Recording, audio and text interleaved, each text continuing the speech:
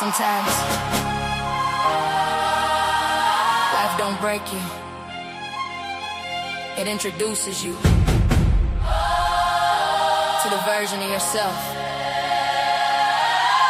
God always knew was there. Yeah.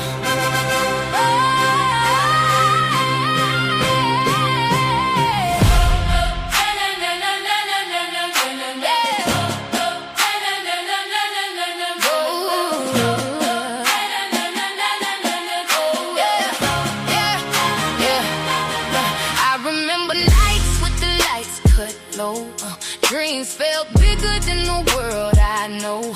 Had a pocket full of faith and a heart full of scars. Still thanking God while wishing on stars. Mama said, baby, keep your head held high, even when you're learning how to say goodbye. People see the smile, never see the tears. Never count the prayers, never count the years. I learned pain can build a palace if your spirit keeps its balance. Lost some people, lost some sleep. Found the version of me the hurt couldn't keep. Yeah, keep going. Don't stop. God got me. I hear you. Every closed door made another hallway. Every broken heart made another story.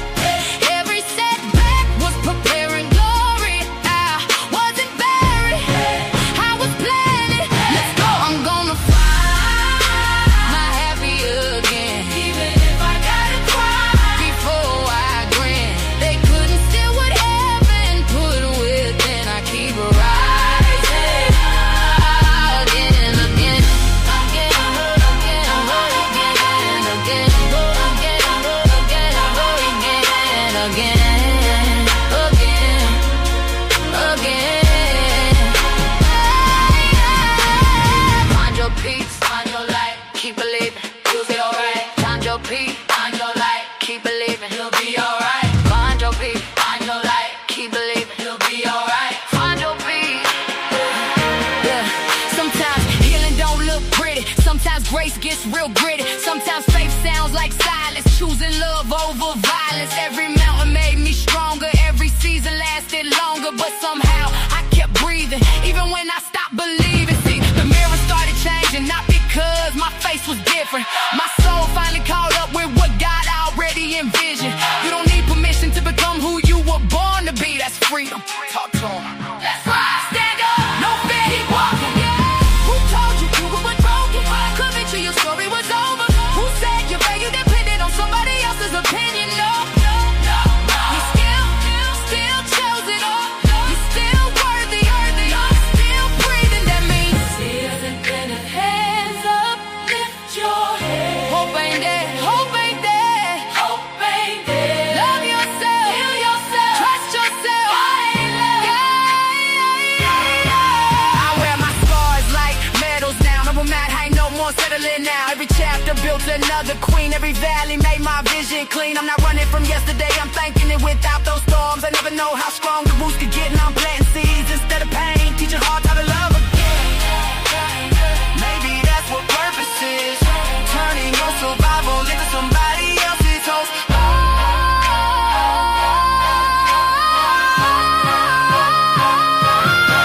I'm gonna find my happy again. No more living for somebody else's lens. Every sunrise is another chance to begin. I'm still standing, still believing, still healing, still dreaming, still grateful, still growing again, again.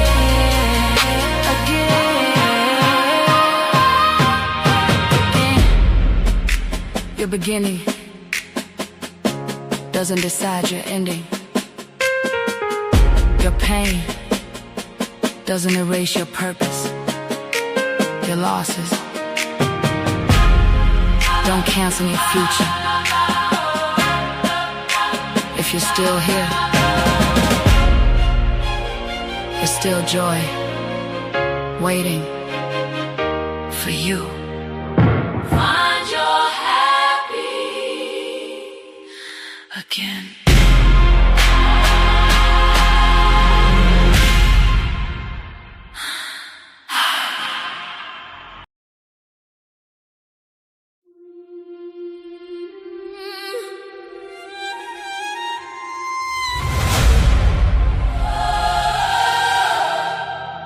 Yeah. Everybody got a version of me. But this is my truth.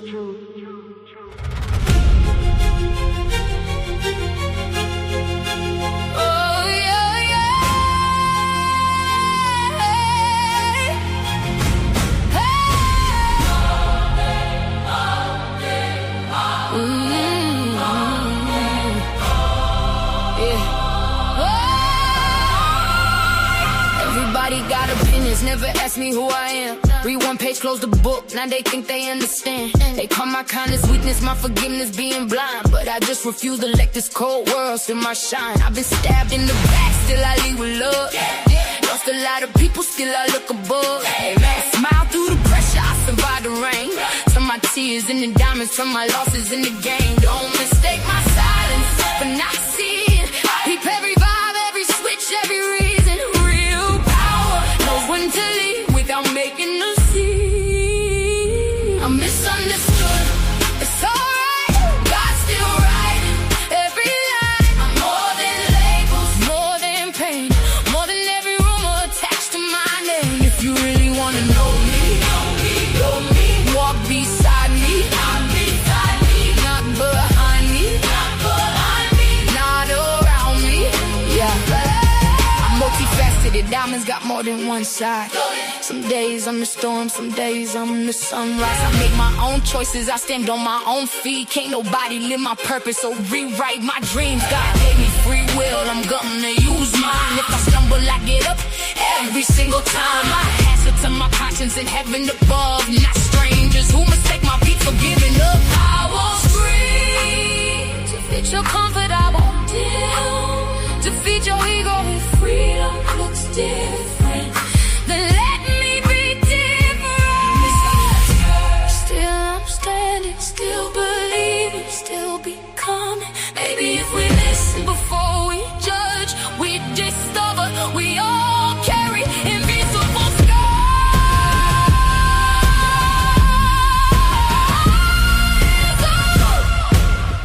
So before you decide who somebody is, learn what they survived. It's all, it's for every soul who's ever felt misunderstood.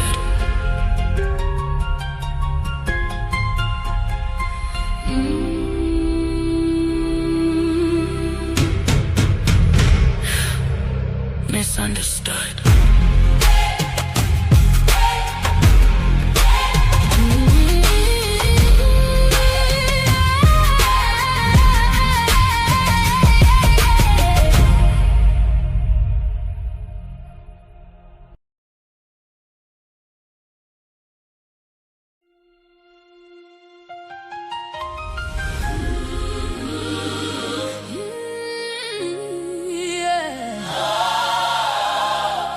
I didn't cry enough tears. I didn't explain myself enough. I didn't carry people who wouldn't carry me. But today, I'm putting this mess down. I choose peace. I choose me. Boom. Boom.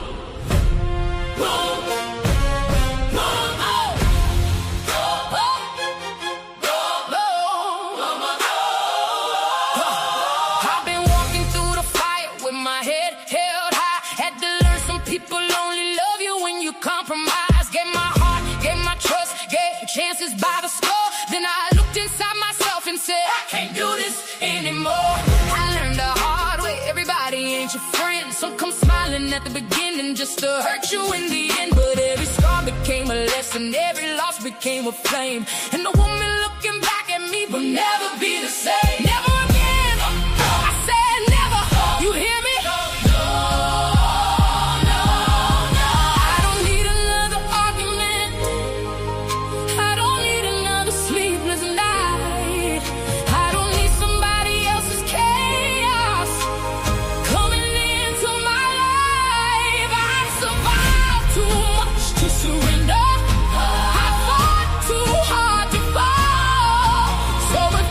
Standing at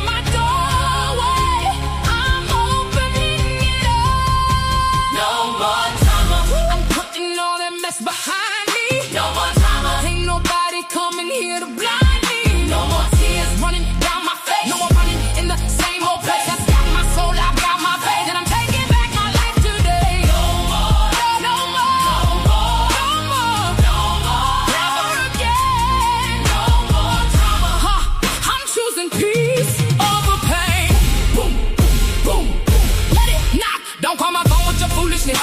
Don't bring your song to my front door. I've already survived the things I swore I couldn't survive before. You can keep the manipulation, keep the gossip, keep the games, keep the fake apologies. Never come with change. I'm not bitter, I'm away. I'm not cold, I've learned my worth. And everything that tried to break me only showed me what I'm worth. That's right, know your worth. Stand up, walk away. Peace ain't weakness. Peace is power. I don't owe you my attention. I don't owe you one more tear. I don't owe you an explanation for protecting myself this year. I got boundaries now. I got standards now. I got wisdom in my heart. And anybody bringing chaos, baby, you don't get a start. I'm putting all that mess behind me. No more drama. Ain't nobody coming here to blind me. No more tears running down my face. No more giving everybody my grace. I got my soul, I got my faith, and I'm taking back my life today. No more pain. No more games. I'm breaking every chain. Lord, I made it through the midnight, made it through the rain, made it through the people tried to make me feel ashamed. You know every battle, you know every scar, you know how many times I had to find myself in the dark. But I'm still here, still standing, still breathing. And if I made it this far, there must be something greater waiting for me. Something greater. So I release what I cannot change. Let it go. I forgive what I cannot fix. Let it go. Let it go. And I refuse to carry what was never mine to carry. Let it go. No more drama. You can't disturb my peace. No more drama. The chains are finally released. No more crying through the night time. No more fear when morning comes. No more letting broken people tell me who I gotta become.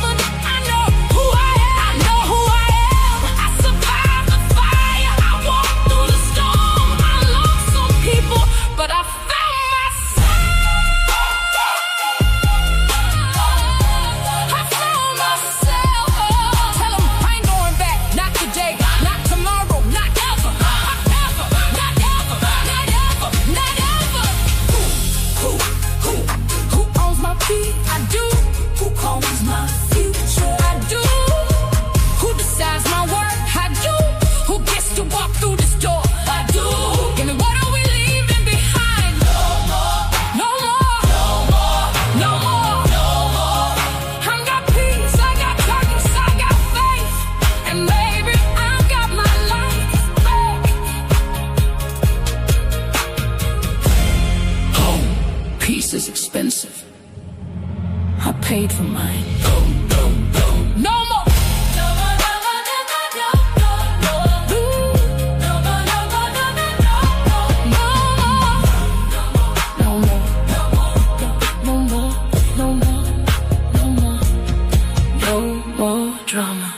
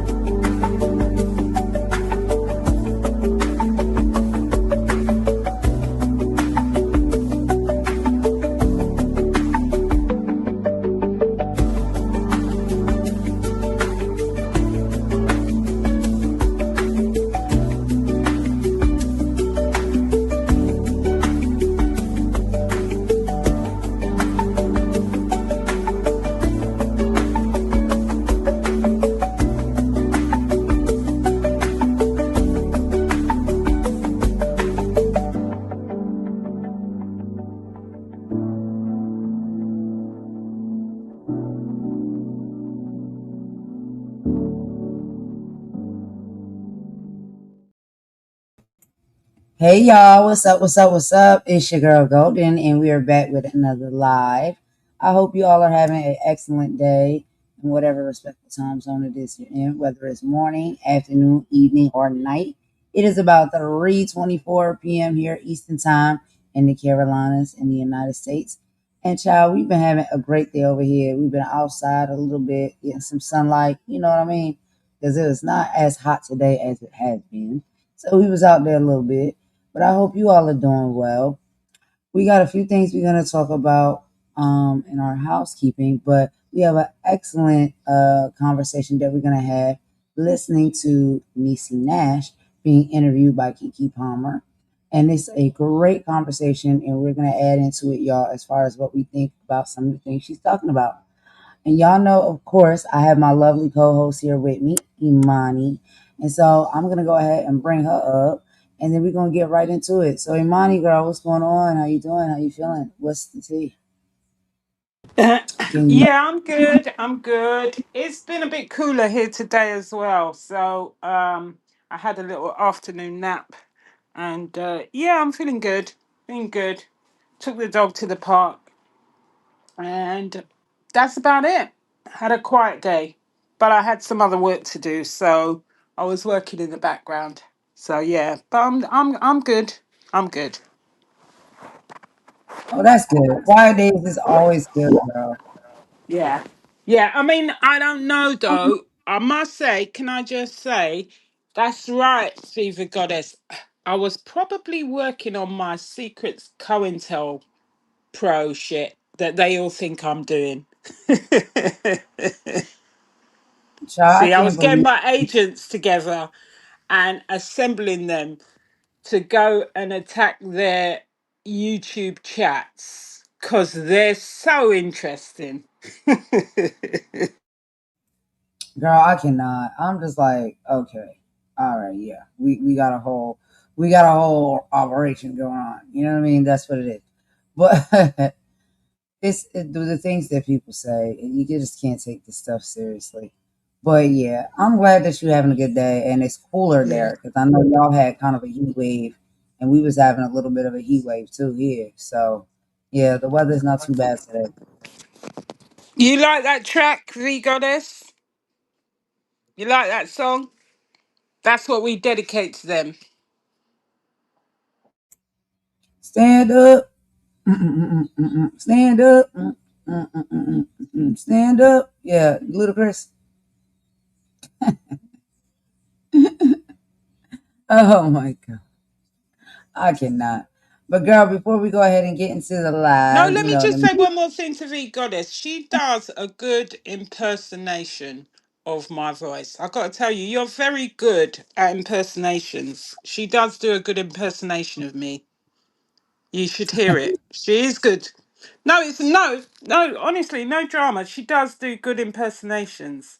So, yeah, yeah. she She does though. I listened to some of them. I was like, oh, that's really, really close. You know what I mean? I don't know. She probably could do one of me too. So, I don't know. But Yeah, I yeah. think she Do you does. She does. Honestly, this is no have joke. She does do good impersonations. She's good at mimicry. She really is. And that's the truth. I'm not lying. She is good. I've heard her do you. I've heard her do me. I've heard her do Star. Um, and a couple of other people. She is very good at impersonations. yeah, and somebody else I like that really is good at impersonations too is Godfrey. You be listening to Godfrey? He's really dope. Yeah, Godfrey the comedian's good. Yeah, he's good. I love people who can do impersonations. I can do some accents, and I can, if I concentrate on people, like the other day I was concentrating on how you say things, and I could after I listen for a while I can do it. But Godfrey is good. My son is good as well, actually. He does a brilliant Russian accent. Yeah, he's really good at that. I can't do that Eastern European, but he does it really well.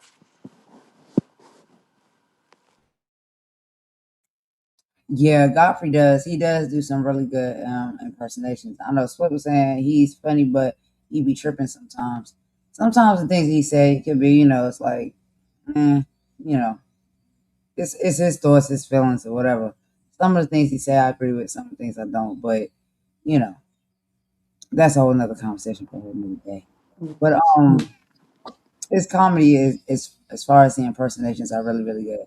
It's a great skill to have though. Like if you're really skilled at doing that, you really can be, like. very successful at doing like impersonations on like the comedy stage or even just with acting and things like that. Like it's a great skill to have to be able to like. Listen, there's a lot of money in doing voiceovers. There's a lot of money in doing voiceovers for different for even companies, when they do their internal videos, even, different things. It's not only, people always look at voiceovers for the big stuff. There's actually other stuff, if you're good at voices, that you can do and you can get work. And there are kind of online agencies that you register with. If you're good at voices or if you're even good at speaking, the spoken voice, there is actual work out there for you, because remember, everything is gone to technology. Most things are not, face to face. Most things are online. But there's a lot of work for voiceovers and with people who can do voices. Yeah, people should look into that, especially if they've got the skill set. But there is a lot of work out there. I mean, there is work out there now, and more people are moving to online stuff. So, look at all these AI channels. But yeah, people who've got voice skills, there is work out there for different people, because people only see it with the big actors and actresses that do these big movies, like the Shreks and etc. But there are kind of mid-tier jobs where you can do stuff for companies, where they want to do training manuals. There's voice work out there.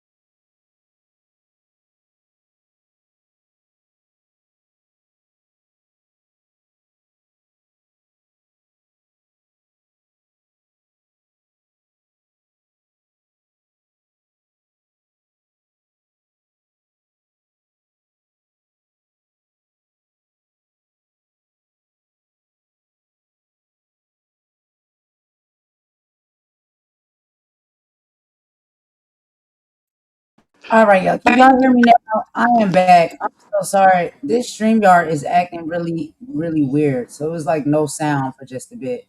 But y'all can hear me now. Is the sound back? Imani? Yep, the sound's back. I can hear you. Okay, I can hear you. All right, cool, cool, cool. So you want to go ahead and kick off the housekeeping, and then I'll do mine, and then we'll get into our topic for today.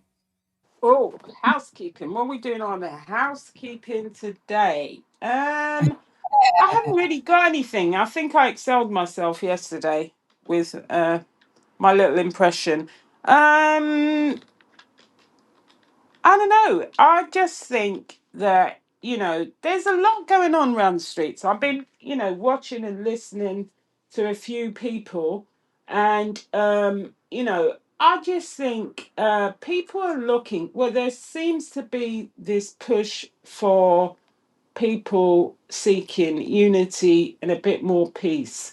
Some people will always seek conflict, and that's fine, because we can't all be the same. And I think, if people want to do that, if people want to do that sort of content where they're doing combat all the time, that's not my problem.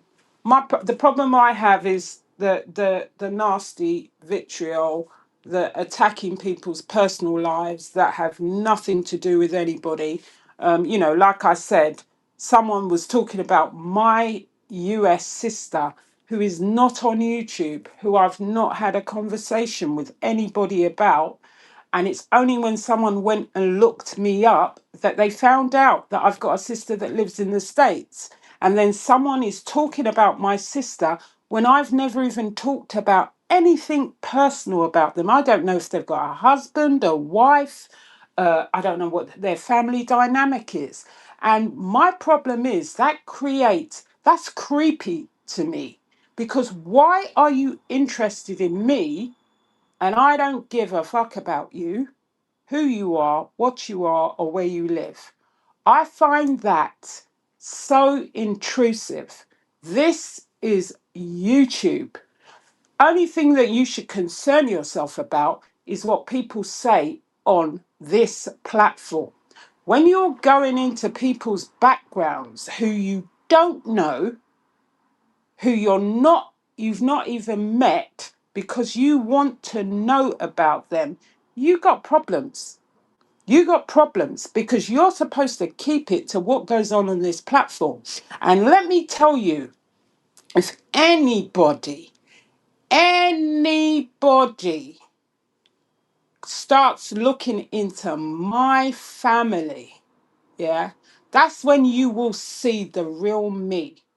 Because my family has nothing to do with anything that goes on this platform. And I will drop kick you faster than you can say Bruce Lee. And I don't care. And I will do it in real life. You better stay out of my family's business because I don't play with my family. And if I hear anybody talking about anybody in my extended family, about they know where they live, watch and see what I do because I don't play games on the internet. So if I hear my sister or anybody talking about they know where my sister lives, trust me, you'll know who the fuck I am because I don't play with people. My sister's not on YouTube. You mention her again and see what I would do to you. Dusty. That is the first thing I'll get out of the way with a little bit more emotion than I would usually use. But the rest of it is people who want unity, people who want to collab, people want to go anywhere the way they want to and see who they want to see and appreciate the content, whether it's beefing, like dragging, that's fine to me. But people going into people's personal business and calling it a hobby, you're disturbed. You need help because if a hobby to you is going into people's personal lives and bringing up family court information, you got a problem because someone said something to upset you. You have issues. Family court is confidential, like I said yesterday. Those details are not supposed to be out there. And if someone sends personal text messages to someone else, it's not your business to be putting them out there on Front Street. Find something better to do. Find a hobby like swimming, knitting, maybe going and, spying in a Discord. Who knows? Whatever floats your boat. But apart from that, everybody seems to be looking to move in another direction and do other things. And I think that's great. I think that's great. But today we're going to talk about NIECY Nash. And this conversation goes beyond Hollywood, television, and celebrity. And what makes this interview interesting is the way she talks about the experiences behind the success and the moments of her fear, uncertainty, and grief, relationships, her personal growth, and the decisions that helped shape who she's become. But I will hand it over to you, and you can do your little bit of housekeeping, and then we'll move on with the content. Yes, girl, because sometimes with the housekeeping, it's like you have to just get things off your chest sometimes, and you just have to make things known. And there's a lot of craziness happening on this platform. People, and what they've been doing, and trying to just basically throw rocks and hide their hands. We've been calling it out. A lot of other people have been calling it out, and we're not the only ones it's happening to. So thank you so much for your housekeeping. But I'll go ahead and get into mine, and I'm just gonna be, a little bit in the middle with it. You know what I mean? Because we know that those things is going on. But what I do also know is, hmm, I'm seeing a little bit of a shift when it comes to the content, right? So it really feels like YouTube and the online community are turning a corner. And honestly, it seems like some of it may be for good. We can't be sure. For a while, everything just felt surreal with all the noise and the turbulence. But I think people are finally waking up and seeing the light. People are genuinely tired of chaos. So we are watching creators pivot, people shifting their energy, moving on, and changing up how they operate. And we have to say, we are so proud of y'all and everyone choosing a better path. But growth requires movement. And this shift, I mean, it was inevitable anyway. You can only do the same thing for so long. It's not going to stick forever. So we are stepping into an era of purpose, peace, and real substance. And we are glad to be navigating it together. So that's the positivity, y'all. We're going to have to pull out the real stuff because it is really happening. But we also can give a little bit of credit when we see positive shifts and changes happening as well. We can't be sure if it's for, entertainment purposes only or if people are really seeing the light and trying to move in a different way, in a different direction on this platform and in this sector. But yeah, that's literally all I got for my housekeeping. Did you have a few things you wanted to add more, Imani, before we jump right into the topic? No, we can jump right in. Okay, y'all. So we're going to be like we do over here, listening to a conversation with NIECY Nash, one of my other favorite people. I got me a lot of favorite people, y'all. But I love me some NIECY Nash. And so she sat down and had a conversation on the platform with Keke Palmer over on her podcast. And I thought it was an excellent conversation. And so they hit a lot of really like great points, talking points within that conversation that I thought would be, we all could probably attest to. Imani? Oh, I thought, okay. All right. Sorry, I that thought. was me. I didn't mute my mic. Sorry about that. Oh, it's okay. I thought you was wanting to say something. It's okay. So yeah, so basically, y'all. So they talked about a few key things. Okay, um, and that is literally what we'll be showing y'all. So I'm going to get all of that set up. One of the things that they talked about very early on in the interview was staying joyful in chaos and unshakable confidence. So Nisi kicked off the conversation recounting a wild lockdown family birthday party trip in Mexico. Her core message was clear: do your best to keep your peace, but never let a circumstance take your joy. Child, I gotta do better with that. On manifesting your dreams, Nisi dropped the gem for the audience. Say it till you see it. She urged people to stop calling themselves aspiring at their passions, encouraging everyone to confess their goals, walk them out, and take action. So, of course, y'all, we're going to watch this interview here together and we will, make our commentary in the chat together as we typically do. And then we'll pause in between for some commentary breaks. And then we'll have music breaks in between. I don't think I asked everybody. I hope everybody is having a wonderful day. Like I said, in whatever respectful time zones y'all are in. And thank y'all so much for coming to kick it with us and rock with us. Um, yeah. So I got thrown off a little bit there, y'all. But we back. We back on track. So let me go ahead and pop up my banner here real quick. And let's just go ahead and get into the video. And we'll meet y'all over in the chat.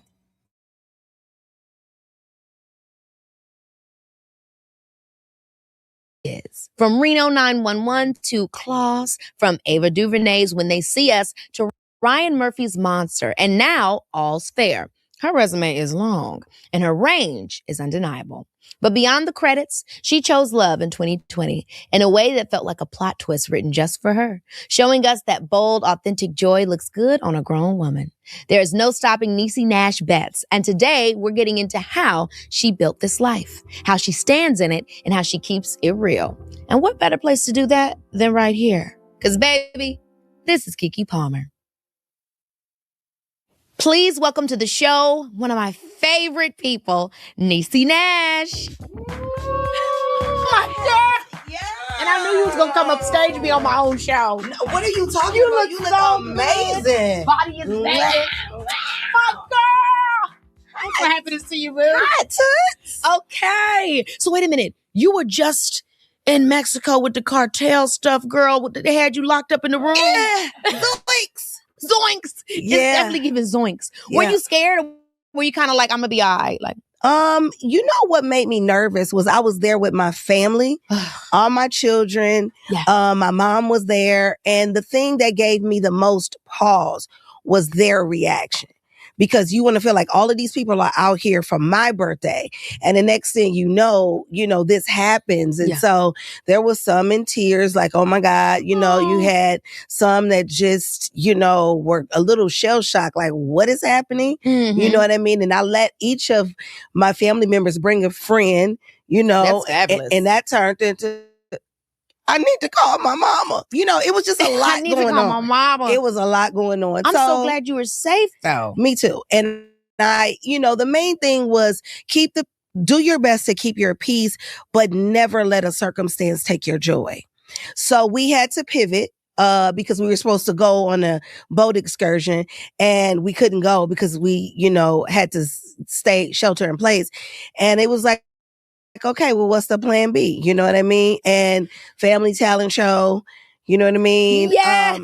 Family talent show is everything. We were, getting low on food where we stayed. We said, oh, well, you know what? There's a W that we could get to in the golf cart. Let's go over to this hotel and try to get some rations and bring them back to our spot. And the W was so mean to us. I'm sorry, I had to pause real quick. Not some rations. She said, let's go over here and see if we can get some rations. I love me some NIECY Nash, y'all. Y'all let me know if y'all love NIECY Nash. And like as we watch together, y'all let me know if anything sticks out to y'all, with the conversation and whatnot. Drop it in the chat. I'm gonna be over there with y'all. But NIECY Nash be having me rolling. She's hilarious. But yeah, let's get back into it, y'all. My bad. Us and they didn't want to let us get anything. They didn't want to help us out, Wow. And we snuck in. We snuck in through the back. And when we snuck in, we found a couple at the bar. We didn't go to the main restaurant. We found a couple at the bar who wanted to swing. Yeah. So, no, not y'all. No. However, well, what room are y'all in? Where's the party? Right? Where's the party? What room are y'all in? We get the room number. We order everything that we need to take back to the house to their room because we're not guests. Yeah. And then we say, no, we want to pay for it in cash. So it wouldn't be on their bill when they checked out. For sure. You know what I mean? You got to make it work. You got to do what you got to do. It's very thoughtful. It's very cutesy, very demure. Yeah. And it was like, oh, maybe next time. And thanks for the food. And we got out of there. And they were so drunk, they didn't even know that we ordered all the stuff to their room. That is so crazy. So we paid for it, and then we were able to take food back home to the kids. Oh my gosh. And shout out to the couple. Shout out to swingers. They're so nice. I really do love that. I really do love that. Some of the nicest. Okay. We're safe. We were fed. Family's good. And you had a great birthday. I had a great birthday. I'm still going to have a party. Period. So I will send you. I'm about to say, girl, you know I need my invite. I will send you the deets. Yes. Well, we got to get into this pre-show pull-up because I'm excited to get into the signs of it all and just what's going on in your life. So what's your zodiac sign? I already knew, Pisces. Yes. But your big three is Pisces, Libra, and what is Jupiter, girl?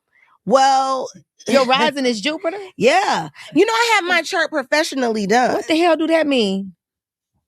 I'm a lover. Really? Yeah, I'm the hands? I'm a lover. It got Yeah, real. because I'm born under Venus. And so my mission, my soul's mission is to help people love better and fuller. Girl, so it it's all so makes funny. sense. It's so funny that you're saying this because I know you, you know, and I was literally talking to the people when they're like, oh, you know, Niecy's coming on the show. We're so excited. And I'm like, one of the main things I said was, she was somebody that always tried to make sure I kept believing in love. So that's why this is so That's why funny when because I that's got you. it, when I got it done, I was like, I feel seen. Girl, that is so you guys you. know who I am. You know, yeah. That is so, you're so Crazy. loving. You always have such a bright spirit around love. I've never seen you really in a negative way, even though I know you've gone through hard things in your life because we all have. Yeah. But you've always just had such a deep belief. Yeah. And it's really, I mean, I've leaned on it. I'm sure so many of your friends and family have as well. So this is mean, just, you know, I will pull up on you in a red carpet gown event and be like, you good? Everything all right? Come on, step to the side. Let me talk to you. Yes. You know me. Girl, that's why when you're saying this, I'm like, It that'd made be real. sense. It made so much sense. Yeah, I love that. I love that. Okay, what are you most grateful for today? Life, period. It's a blessing. Waking up, breathing. Yeah. And it always, for me, means there's another chance. Okay. It's another chance. I used to think that as a kid, even though that's so dramatic. I don't know why I was such a dramatic kid, but like even at 5 years old, I would be so, you know, trying not to go to sleep, you know, because you want to stay up, you got FOMO. And then every time I wake up, I'd be like, I got another chance. Another chance. And that's literally how I feel still to this day. Amen. A relationship or friendship non-negotiable for you? Lying. I just hate the lying because I'm not the police. Why are you lying to me? Why? I don't get that. Why do people do that? No. And I grew up with a mother who said, don't you ever steal nothing and don't you ever lie. You know, and it was just like ingrained in me, like, you know what I mean? And so even, you know, where you got to have the tough words, you know, when somebody is asking you what you think or how you feel, you know what I mean? Standing in your truth can feel very bold, especially because I feel like we're socialized to cover our truth to make somebody else feel good in the moment. But how do you tell the truth in love? How are we all satiated here? Because I'm not finna go home and live no lie. Yes. The only time that I find, you know, because it'll be a moment where like your friend is like, how do you think of my look? And there's two things. First of all, I need to know what you're going for. Because if we're going for crazy, kooky fun, you've nailed it. If we're going for, you know, chic minimalism, I don't know. So it's like, I've always got to ask questions because it is that thing too, where it's like when somebody's asking your opinion, it's subjective. Yeah. So my truth, you know, I always find myself with there where it's like, what are we going for before I give you the real deal? But also specifically as it relates to a love relationship, don't start lying because you're gonna piss me off. And here's the thing. The thing of it is that I just feel like so many people, if you just trusted that the universe is kind enough to send someone for whatever you got on the menu, then you don't got to lie to keep somebody who doesn't want what you got on your menu. That's right. You know what I mean? That's right. So it's just like when you lie over little things too, you will lie about anything. Yes. And so lying in any relationship, I'm like, beat it. Yeah, come on, Michael. Yeah. Then we have, what's a question you wished you were asked more in interviews? How do you make your dreams come true? Let's talk about it. Now, how do you?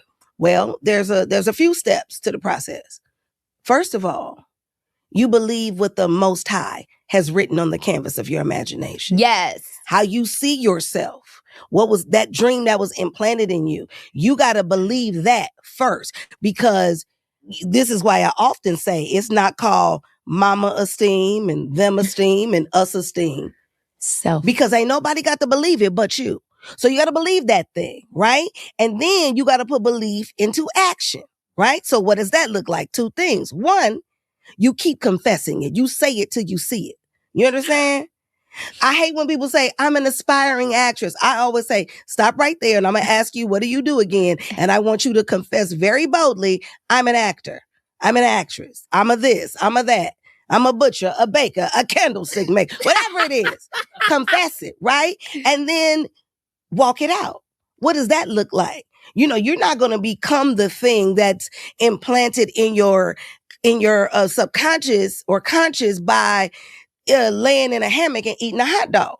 You got to They're get up. good, but You got to get up and do something.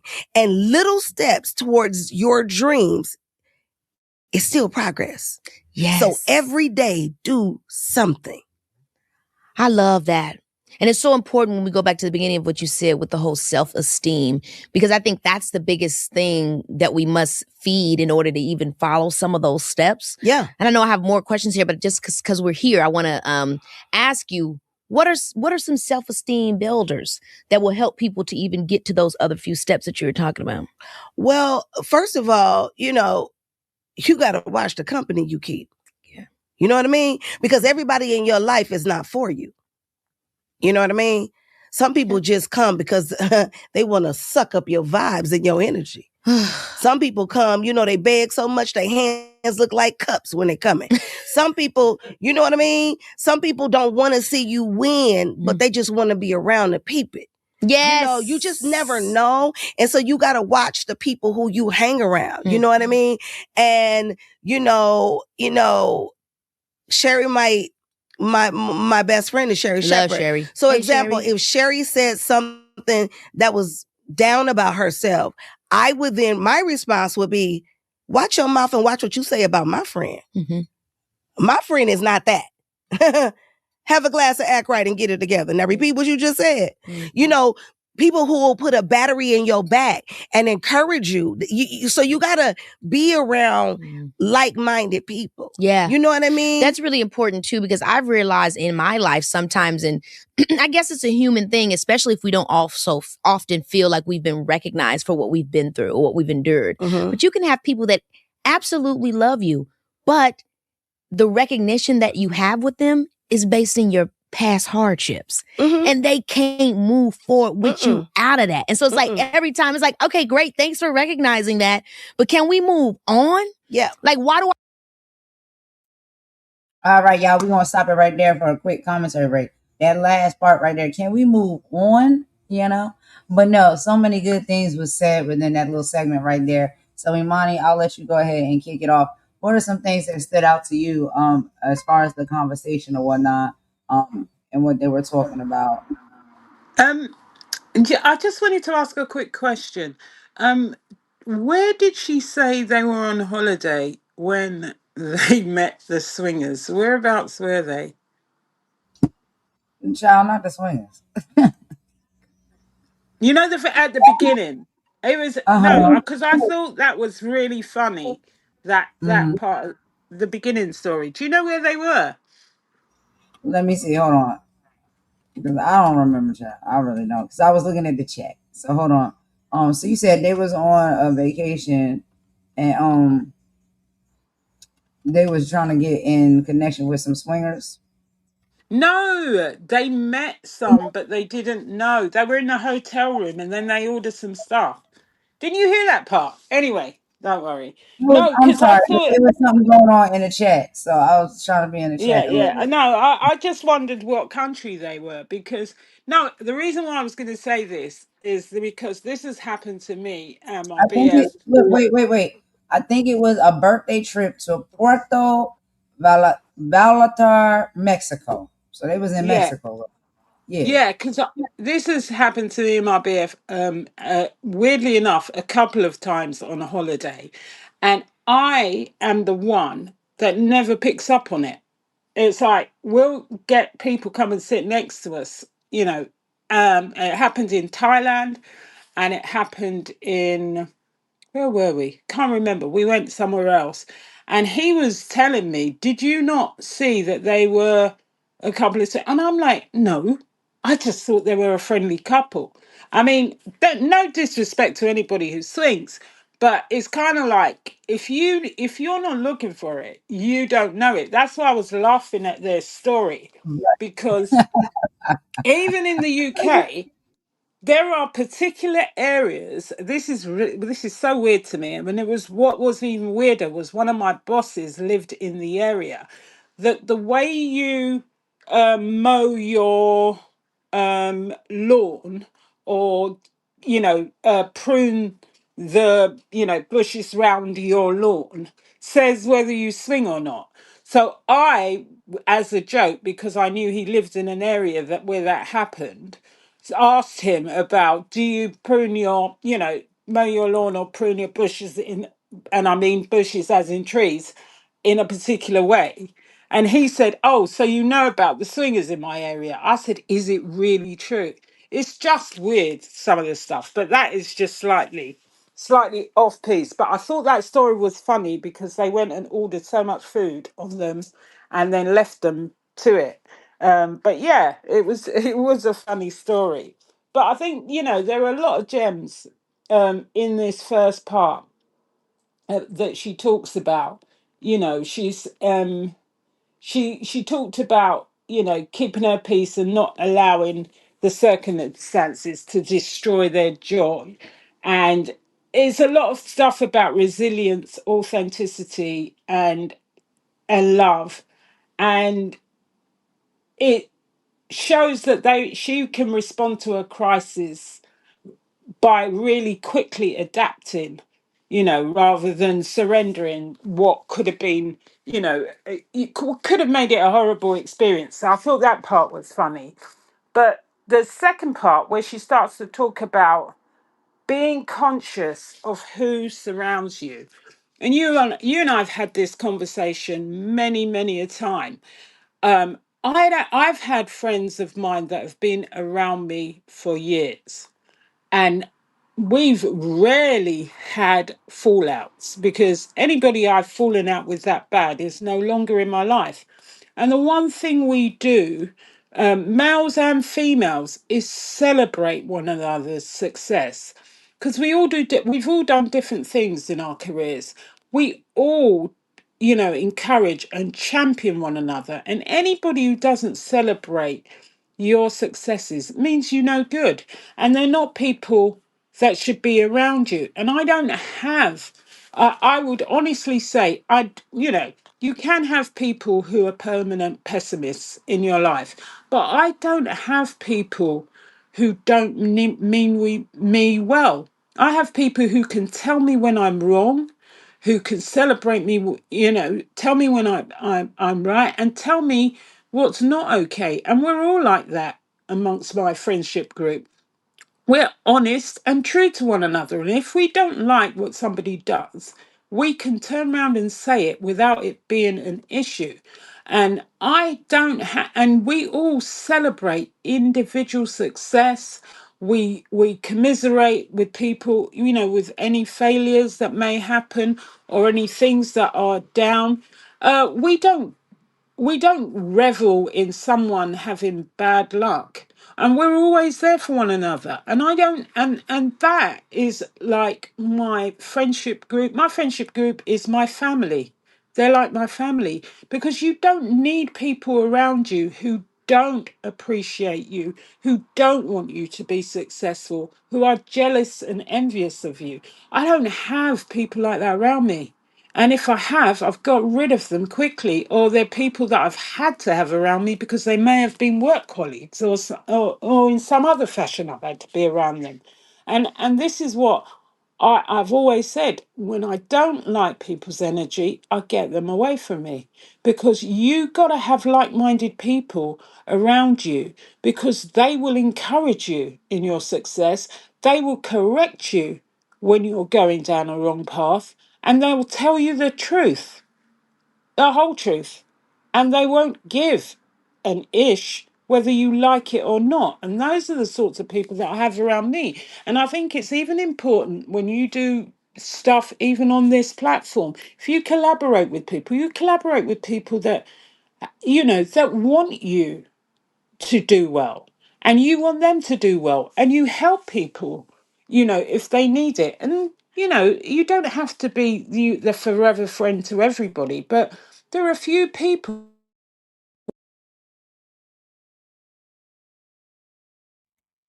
The sound went out. Can you hear me, Imani? But yeah, I absolutely agree. I know you might have to reset it. I don't know why the sound is getting kicked out again. The StreamYard is acting weird. But yeah, that is exactly right. You mesh up with people whether you meet them in person or you meet them online, whatever it is.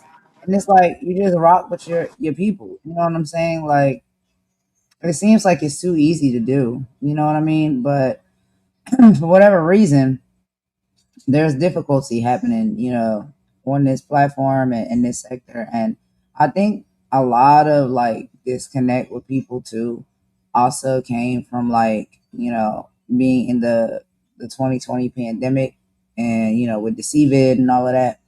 It's like people start to become awkward with one another. Like they don't know how to approach each other. They don't know how to meet people. They don't know how to talk. They don't know how to like just have a conversation. Everybody's very standoffish. Um, and that's one of the things that I noticed after like the pandemic that I seen like it changed people as far as like how they engage with one another. And I was just like, I never let that happen, right? Because I just stayed being the same the entire time. But people was like so fearful and so scared, and you got to stay 6 feet apart and all this, like all of that type of stuff. It kind of really did, like a toll on people's mental, and it really affected like the way you communicate with people that you just don't know, like just being in a grocery store or you know what I mean, being out in public and meeting strangers, like how you engage with them, it seemed like it started to become different. And so the swinger thing is funny because child, you just never know. You never know. But I mean, I've had people in my life or whatnot, like that's what they practice, that's what they do. And child, they was trying to recruit me, and I was like, well, it ain't really my thing. You know what I mean? But y'all have at it. But I'm good over here. So that's a thing that people do, and it's all cool in the gang and whatnot. Like if that's what you want to do, if that's what brings you joy and y'all both on board, then have at it. And find some people that you feel so might be in on it or with it as well. I don't think there's nothing wrong with that. um it could, child, I guess it could be fun. You just never know. It might be that type of night. I don't know. It just depends on how you feeling. But let's play some more of the video. Imani's getting her mic settings back fixed. And she'll be right back. StreamYard is acting retarded per usual. So excuse me for that word. StreamYard is acting crazy per usual. So yeah, y'all. Let's get back into some more of the video and we'll be right back. I'll meet y'all over in the chat. Why is our compatibility and our connection only built off of it's a trauma bond. Yeah, trauma bond. You can't keep and doing the thing that. of it is that is why, just because you've known people for years. I just had this conversation with my spouse. So and so and so and so was my friend for 20 years. The key word in the sentence you said is was.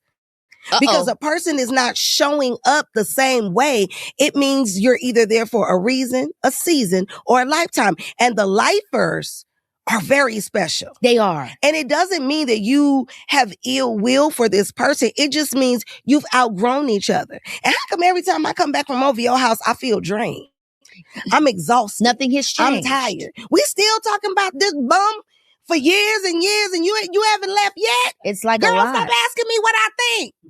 You don't know care. So it's like some of those relationships. That's really true. You just got to know when it's time to get off the ride. Love that. Couldn't agree with you more. Who is someone you've met that made you feel starstruck? Oh my gosh, girl. Billy D. Williams and Diane Carroll. It's old school. Now, let me tell you something. Diane Carroll and Claudine. Honey. My favorite movie. It is definitely in my top 5. It's excellent. It's in my top 5. Yeah. And the thing about that is that like that was royalty. That was, legendary. I mean, Diane Carroll was Julia. She was, she was all the things. And Billy D. Williams in Mahogany and Lady Sings the Blues. Ooh. Talk about it. And I, listen, the universe was kind because I met them at the same time. Boom, boom. When I met Diane Carroll, I was at a theater award something, and I looked up, and I've never been starstruck over anyone, but I saw that woman, girl. I said, my God, oh Lord, she walking this way. I wonder who she getting ready to come talk to. And I looked behind me, and it was a wall.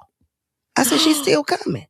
Oh Lord, and she walks right up to my face and goes, darling, do you know where you are every evening? And I thought it was a trick question. I said, Yes, ma'am. I I am at the center of my wheel as a Black woman because I know why the cage bird sings. That's what I said. Anytime an auntie come up to you, you got to say the right words. I didn't know what to say. No, for sure. And she said, no, you're in my bedroom because I watch your program every evening. I used to host a home makeover show. And I'm like, I know that I'm supposed to know you. But girl, you know me. I could not believe. And she floated away. And I was like, look at her. You know. That's just amazing. Listen. That is just so, meeting Diane Carroll, Billy D. Williams, it doesn't get much better than that. No. What's a mantra you live by and why? Pull up. You used to, oh my gosh, you say that pull up all the time. Pull up, push through, never look like what you went through. Never look like what you're going through. Never look like what you're going through. Yep. Wow. When did that become your thing? Because as long as I've known you, you've been saying that all the time. You know, when you tap into the call of your life on your life and you start making steps towards the thing, all hell breaks loose because that's the way the universe is designed. So the time you get the idea, the feeling, the dream is here. Yeah. Over here is the manifestation. And in between here and there is the meantime. And the meantime is mean. It's there. Right? Meantime is mean. And in that place, that's where you will try the powers that be will try to break you. Break your spirit, break your soul, kill that dream, kill that energy so that you never make it to the promise, right? Mm-hmm. So when I realized that I want to act and I'm going to pursue this thing and this is going to be, the thing that feeds my family, my soul, I'm going to go on these sets and I'm going to be a light. And it's not just about me getting the job, but it's who are you when you get over there? So when I realized that, all hell broke loose, like where I would literally go to auditions where I had to be funny, crying my eyes out the whole way there because I had a huge fight and this happened and that happened and all the things, Yep. And so I had to constantly keep telling myself, you push through and you don't look like what you're going through. When you walk in there, wipe your face, get it together. You know what I mean? And go get the thing. And so I started that very early in my career. That's some very positive self-talk. Oh, yeah. And it's really, really powerful. I don't think we think about enough how we are speaking to ourselves. And it makes me think about even what you were saying earlier about you and Sherry or your friends or just people in your life. Like that positive self-talk is what can get us through. Yeah. Let's start at the beginning. So at 5 years old, you saw Lola Falana on TV and said, Black Fabulous on TV. What did that unlock in your imagination? It all. Everything. I saw myself. Yes, because you were fabulous. I saw myself, and she was so glamorous. And I had seen Black people on television before, but they didn't look like that. Yeah. I was like, what? A new character has been unlocked. I was, whatever they doing now, the version of that then, that's what I was doing. I was like, Lord, I see myself. That's me. Yeah, because your energy, were you like how you are now at 5? Were you always very like glamorous? Because I've never seen you not with a face beat. I've never seen you not throwing a look. As long as I've known you, you've always been very deep. You've been very much a diva. Keke Lauren Palmer, let me tell you where it began. Ooh! I was in kindergarten. And there was this boy, and I thought he was so cute. I've been a lover, okay? And I came home, and I told my grandmother, I said, because I like him, but it's this other girl she got long ponytails, and she thinks she's so cute. But I think he like her. And my grandmother was like, she got what? My grandmother used to smoke a cigarette on a filter. Okay. So you got the long gold piece, then the cigarette. She said, go look at grandmama hair drawer and get them 2 ponytails out of there. Huh? She ain't gonna be the only one with ponytails. And I'm like, wait, what? So I dig in the hair drawer and I find these 2 clip-on ponytails, giving you like more like Cindy Brady, like a corkscrew kind of long thing. She said, now don't tell your mama I'll let you wear your good dress to school and you better not get dirty. So I had on a purple velveteen dress, white socks, and she put a little piece of candy in your sock, Could have wait till they heart is, I said, okay.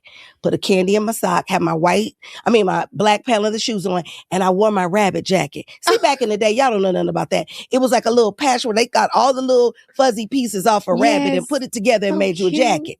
So I have my rabbit jacket on, my ponytails. I go to school. My plan is a success. Okay. It's movie time, story time. They're doing the thing. You want to sit by me? Yes. I pulled a piece of candy out of my sock. He's like, yeah, girl, And now we clicking and clacking. We off to the races. I come back home, tell my grandmother, girl, we done cracked the code. So now can we do these ponytails tomorrow with a part on the side? Cause that's really gonna kill him. She said, girl, you can't wear this to school every day. I just let you do this one time. One time. Cut to, I go back with my little dumb braids. I go back to school. He ended up back over there with the girl with the long braids, and I picked up a chair, threw it at her, and ended up in detention. Oh. And so here we are. But that was the beginning. Now there's hair everywhere. You get a wig. You get a wig. Girl, first of all, I love that your grandmama was your wingman. Yeah, got me together. Got you together. She said, this how you snag them. Always had a man. Okay. You know what I mean? I need to page out that.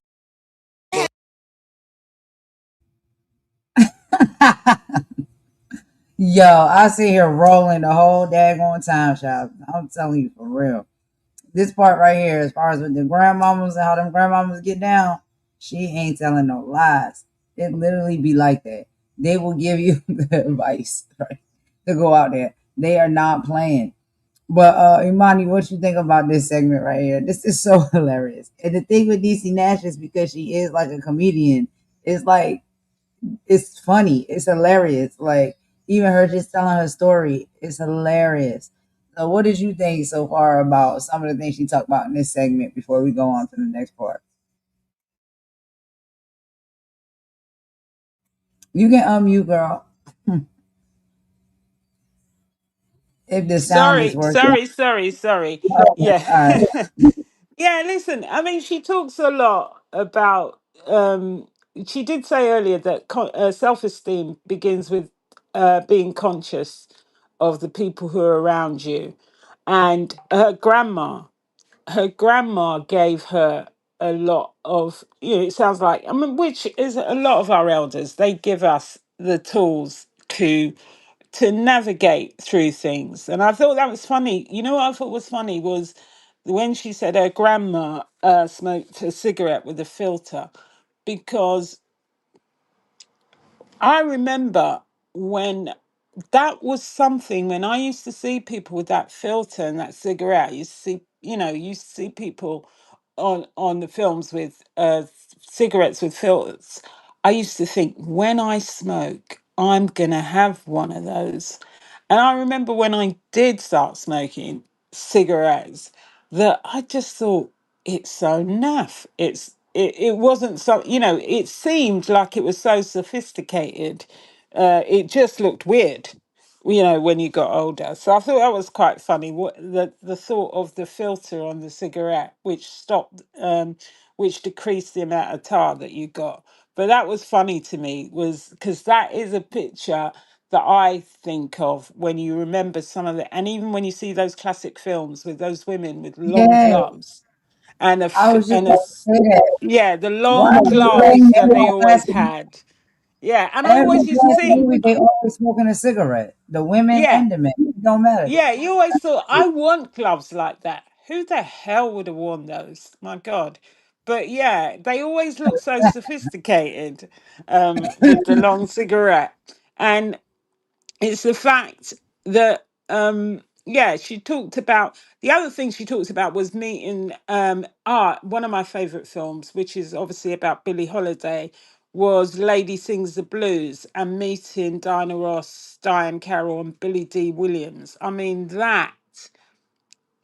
those are three black legends. And I mean, that film is, if you've never seen it, you should go and look at it. It is a classic on the life of Billie Holiday, and Diana Ross does a fantastic job with that part. I remember that film. I could watch that over and over again. A sad story, but she plays her really well. Have you seen that, Golden?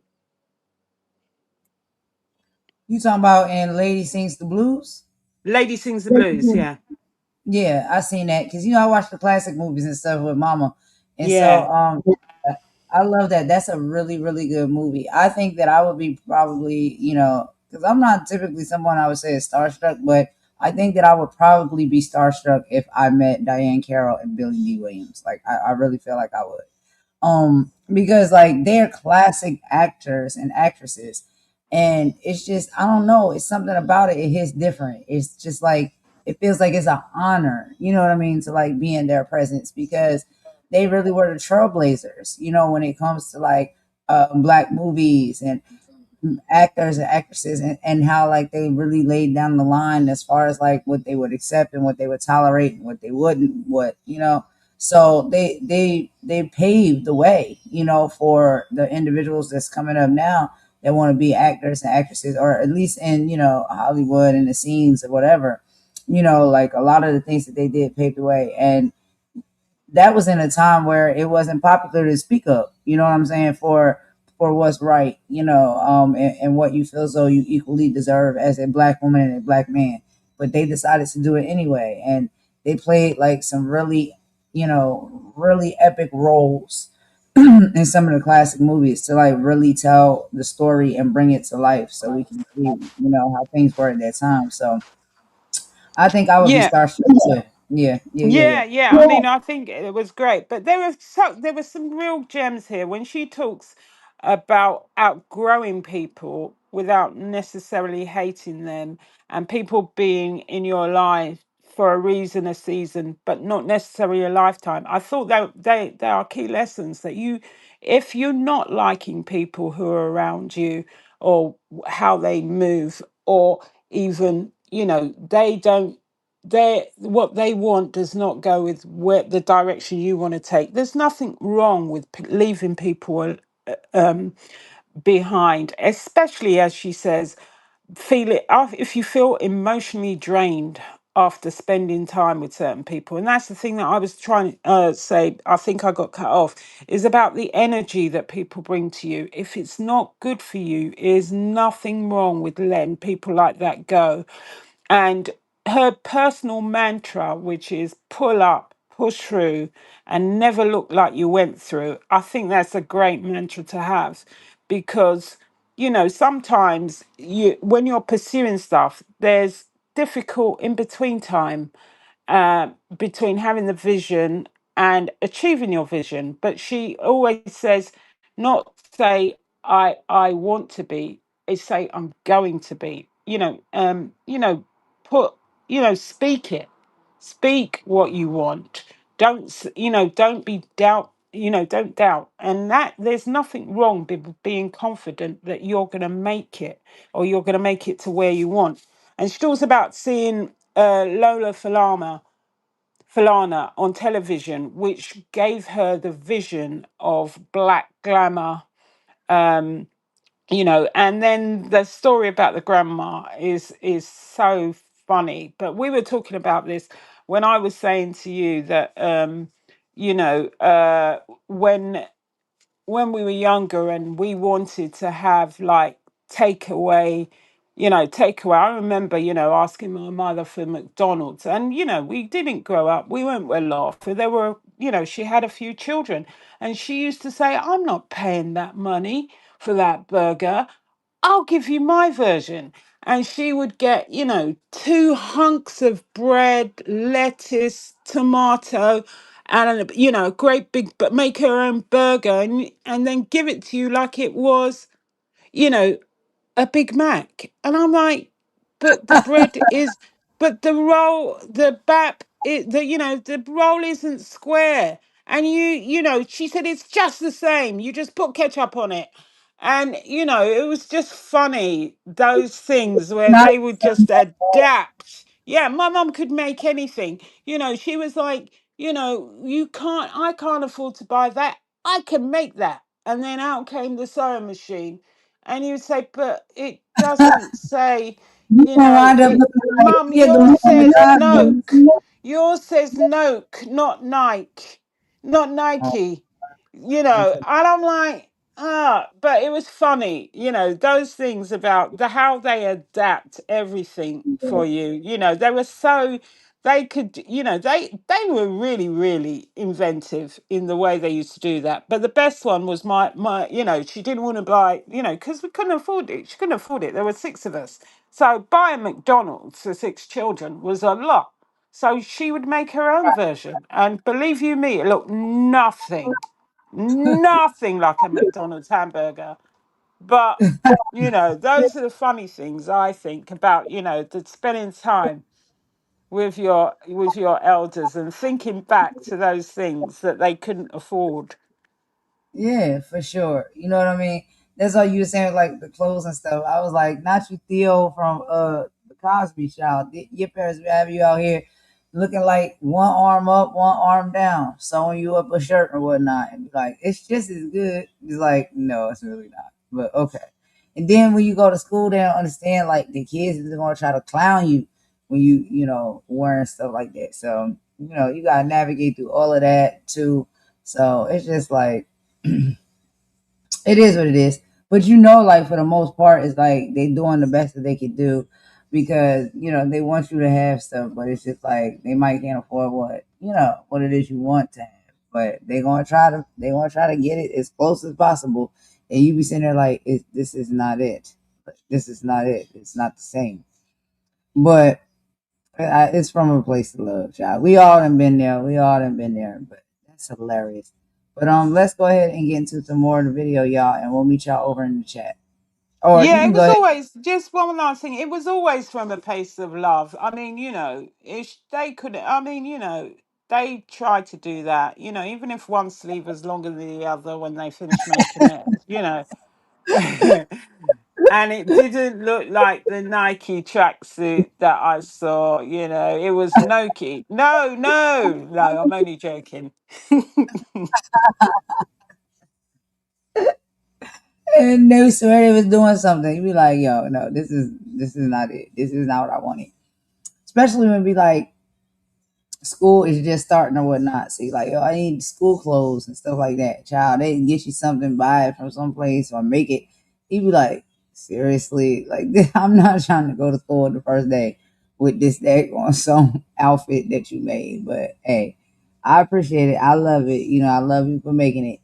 At least we have that, because some people don't. Some Yeah, kids don't. and I So, shouldn't.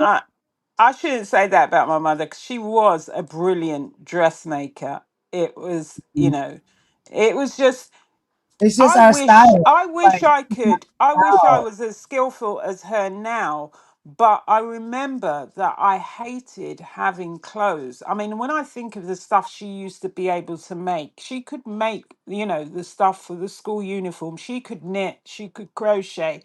I wish I could do that now because our clothes are made to fit.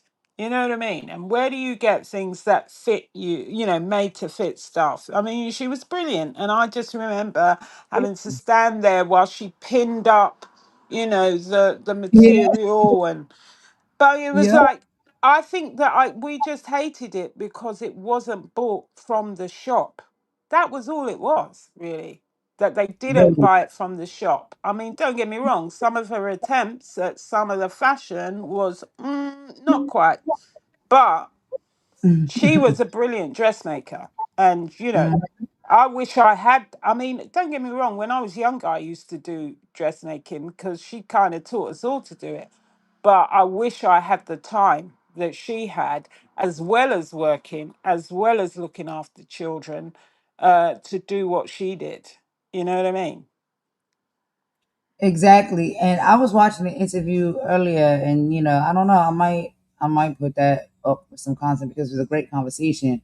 But the dude that was on there, basically, he has his own clothing line or whatnot, and he was saying like how we really have to get as people is like we have to understand that we can put the value into what it is that we're making. Like we go out of our way to like work however many hours and spend like almost a half of our paycheck sometimes just keeping up with the Joneses and buying like these name brand clothes and things of that nature because we feel as though that's a better product than anything that we could provide or we could make ourselves.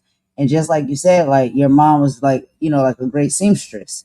And so like she was making really great, quality clothes and things of that nature. But because the way society trains us, it makes us think that these people over there who's making clothes, that's the best thing. And then it, comes with a brand attached to it, and their brand gets pushed.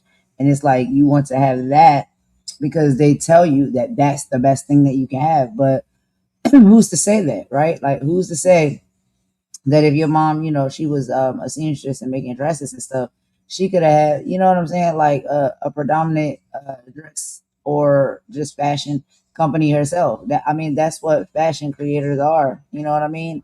Like they Well, all just, yeah, because if she was yeah. able to get the business loans, she could have opened her own store. And don't get me wrong, I've got cousins. I've got cousins. There are six sisters, and about four of them, six sisters and four brothers. Uh, there are four sisters that if I give them something, if I point something out that's in a fashion magazine or it's a particular designer, they can make that just by looking at it, and they make it, obviously it's made to fit. And they do that. If I've got something that's special to go, I will just tell them this is what I want, and I'll bring them a photograph, and they will make that stuff for me. So I still have people in the family that do that, but I just wish that it would be a great skill set if I kept it up, because I was taught to sew, taught to knit, and taught to crochet. I just never thought it was valuable at all. It wasn't what I wanted to do, because we grow up just wanting what's in the shops, what's got that label on it. And that label really is just ordinary material with some branding on it that someone says that someone who charges a fortune, who believes they're entitled to charge a fortune, made. But those things and those materials, you can get the same sort of quality standard of material, and a great dressmaker can make that stuff. You know, it's just how our mindset is trained to wear these labels. Exactly. And you got to think about it. Even all of these big time fashion designers and stuff like that, where did they start? Probably somewhere in a small apartment, sewing things and putting things together, and pinching up funds to get the materials and stuff that they needed. And that's where they started. So if they can start that where, start that place and get all the way where they're at, why can't anybody else? Everybody, has the same or has the ability to have the same skill set. You know what I mean? Some people may be good at it, some people may not be, but who's to say that you can't make, fashions that are just as good as this person? It's just that now this has become like, very trending, right? Their name has got passed around and tossed around, for these labels and stuff like that. But you can make things that are even better, you know what I mean? And you just need the right opportunity to fall in your lap where you can, be actually given, your flowers for how well you make, clothing or pieces and stuff like that. And so it ain't that big of a difference, you know what I mean? And then you think about it, like look at fashion designers or whatnot, like Law Roach. I watch him and he does like a lot of he styles, like Zendaya a lot, and he styles, a few other people or not for like red carpets and things like that. And it's just like, yeah, but where did it all start? It started with him probably having a sewing machine and being somewhere in, his home or his apartment and just going for it. You know what I mean? Going for the vision and using the skills. So that's I'll just say it's like people should understand it's just like, yo, you can be just as great as any big, name or label or anything like that because it's nothing too much different than what you do. You know what I'm saying? Than what they do.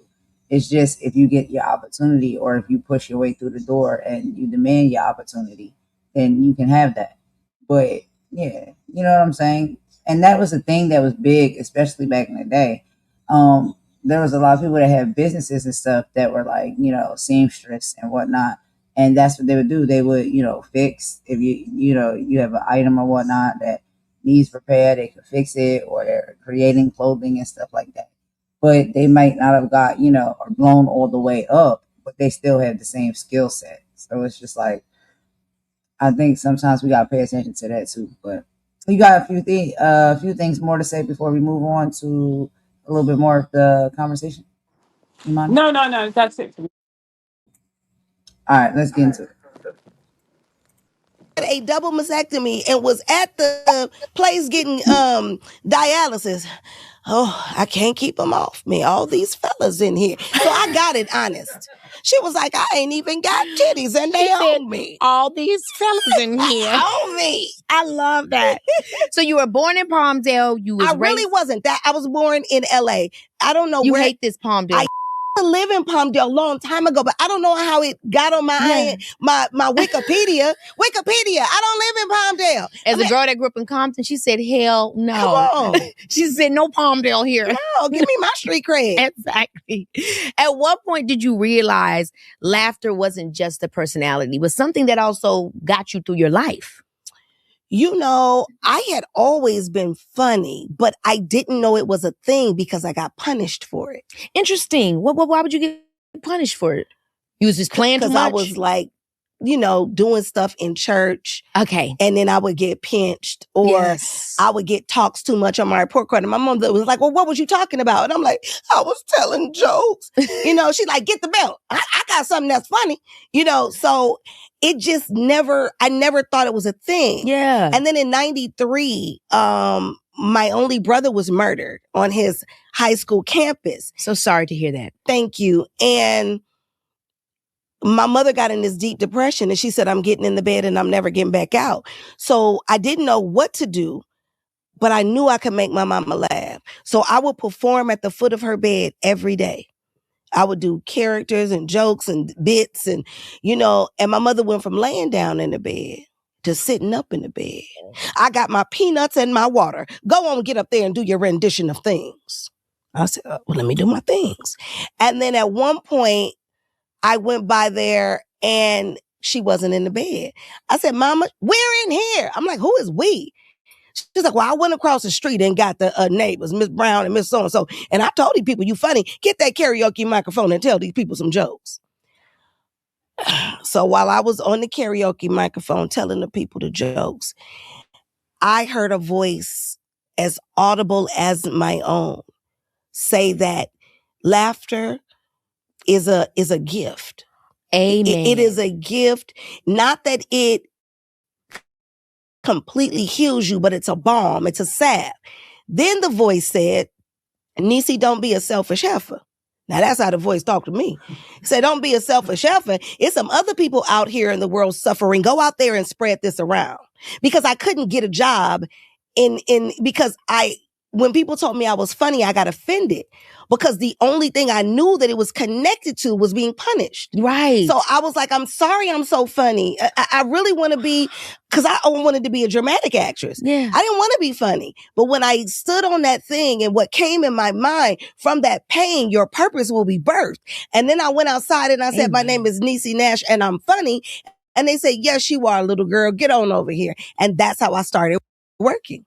Oh my gosh, isn't that so interesting, the ideas that we can have for ourselves? Because obviously you're an incredible dramatic actress as well. We're going to get to that. But it's interesting the way we think our entry points should be. We'll always get there. But like if we just will lean into what comes naturally to us, it becomes so much easier. I also want to talk about the MAVIS, Mothers Against Violence in Schools, because I know your mother actually experienced some domestic violence when you were younger. But you became a spokesperson for this foundation. Yeah, Mavis. Mothers Against Violence in Schools, we started because my brother was killed on his high school campus. Okay. He got caught in a love triangle at 17. And, somebody brought a gun to school over a girl. And there you go. You know what I mean? Yes. So, it wasn't as a result of, gang violence or, him being robbed or, he just, probably got being a lover from his big sister. And it, unfortunately cost him his life. And I went around the country with my mother for many years advocating for safety in schools. And we did it for many years until it was just too painful for her to continue. Yeah. She was just like, because every time I'm reliving it, every time, So she, she just said, I'm ready to put it down. Yeah. What did that teach you, if anything, about using your voice? I mean, I know the comedy was there, but also just it really aligns with a lot of the work that you've continued to do and the stories that you've been able to tell. You know what I'm saying? And so I'm curious of how thinking about what you went through and how that has then become something that you've expressed in later roles. But it's interesting because I probably do more privately than I do publicly. Yeah. You know what I mean? So yes, I will use my voice, I will use my platform, but I'm also the one who he hit you. Where are you? You got to get out of there. And how long, when is he coming back? You know what I mean? And then calling my other girlfriends who I know are writers. And I'm like, meet me at this address. Make sure your trunk is empty. We got to get this girl. And we got a short amount of time to do it. Yes. I'm not going to go on social media and tell that, but I will go on social media and say, I'm advocating for the Innocence Project. I'm advocating for, victims to be believed. I'm advocating for, but the private ministry is more consuming than what you see in socials. Yeah. You've ministered to me many times, so I know that to be so true. You also credit your mom for believing in your acting potential. How important is it, you think, for the adults in your life to really help you pursue, or even just encourage you to pursue your dreams? Because I've had that with my mom. But also, in the beginning, I was very shy. So when you have a baby that is uber shy and you're like, I want to be on TV, it's like, this girl, go in there, sit down. Did you do your homework? So I really had to stay my path and let everybody catch up. Yeah.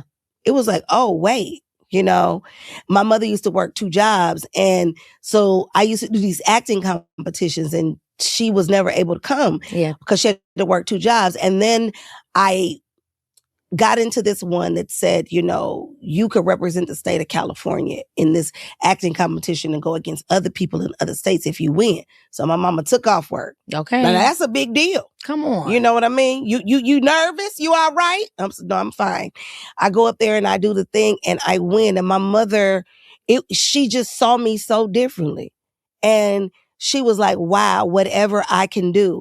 And I come from a place where there was no entertainers in my family, no blueprint. We weren't child stars. I had graduated from high school, and my mother said, I'm going to do whatever I can. So what did that look like? Every play that I was in, she would come up there and bring food. She would make her famous chicken. She would do this. You know what I mean? They need help making some prompts. I can call somebody, the man up the street like me. He makes stuff real good. You know what I mean? So, she just really got behind it. You started watching my children for me so I could audition and, but you gotta stay with it to let people know you serious about it. Yeah. I agree. You studied theater arts at Cal State Dominguez Hill. How did studying the craft, you feel, protect you in the industry that could sometimes be tearing at your confidence? Did studying the craft in school give you any substantial support outside of your experience? What I will tell you about that is that we are living in a age where people can just be plucked from obscurity because of reality TV, right? You know what I mean? You got a gregarious personality. You know what I mean? He's slick and something to look at. You know what I mean? Or whatever. And you can become quintessentially an overnight success. I feel like for me, studying was the best gift I could have ever given myself because I don't have to rely on tricks. You know what I mean? I don't have to rely on gimmicks. You know what I mean? And my mother is the one who told me don't lie when I said, Mom, I'm doing all this comedy, but don't you think I'm a good dramatic actress? She said, Girl, I don't. But you can be. So you find the best class in this town, and I'm gonna work overtime to pay for it. You understand? Yeah. And now she's Emmy Award winning for dramatic role, NIECY NASH-BETTS. You know what I mean? Yeah. But I had to put in the work. It just, for me, I can't speak about anybody else's process, but I'm very grateful that I went and I studied and I got it together and figured out what I didn't know. You worked with Whoopi Goldberg very early on in your career. I'm a Whoopi girl. I love Whoopi Goldberg down. And I still have not gotten a chance to work with her. Whoopi, call me. But you told the story about having the confidence to speak up in a scene with her early on in your career. Yeah. Tell me about that moment and what did it teach you about taking up space, especially being a newcomer? Well, Baby, this is Keke Palmer, yeah. You know your girl loves.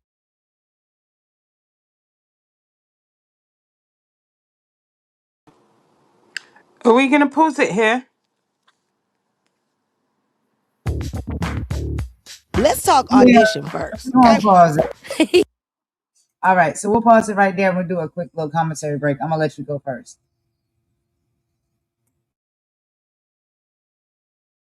So, what did you think about that segment right there and everything she was talking about? Because this basically what she was speaking about in this segment is like the beginnings of Niecy Nash, right? Like Yeah, being a there little was. girl that was very Yeah, there was a shy. lot. There was a lot Mhm. there. I mean, obviously, losing a sibling at a young age, he was unalived on his school campus and it was over a girl. That must have been devastated. And then, obviously, her mother, who, her grief must have been unbearable, sank into a depression. And she started, first of all, what I thought was interesting was first the comedy was something that got her punished, but then it became something that helped her mother in her grief. And I thought that funny story when I did laugh out loud when she said that her mother had called all these neighbors in to listen to her because she was making her mother laugh as her mother was grieving in her bed because she'd lost her son. um, and she eventually helped her to get out of bed and call her to perform for others. I thought that was quite funny, that part. And she also, oh, sorry.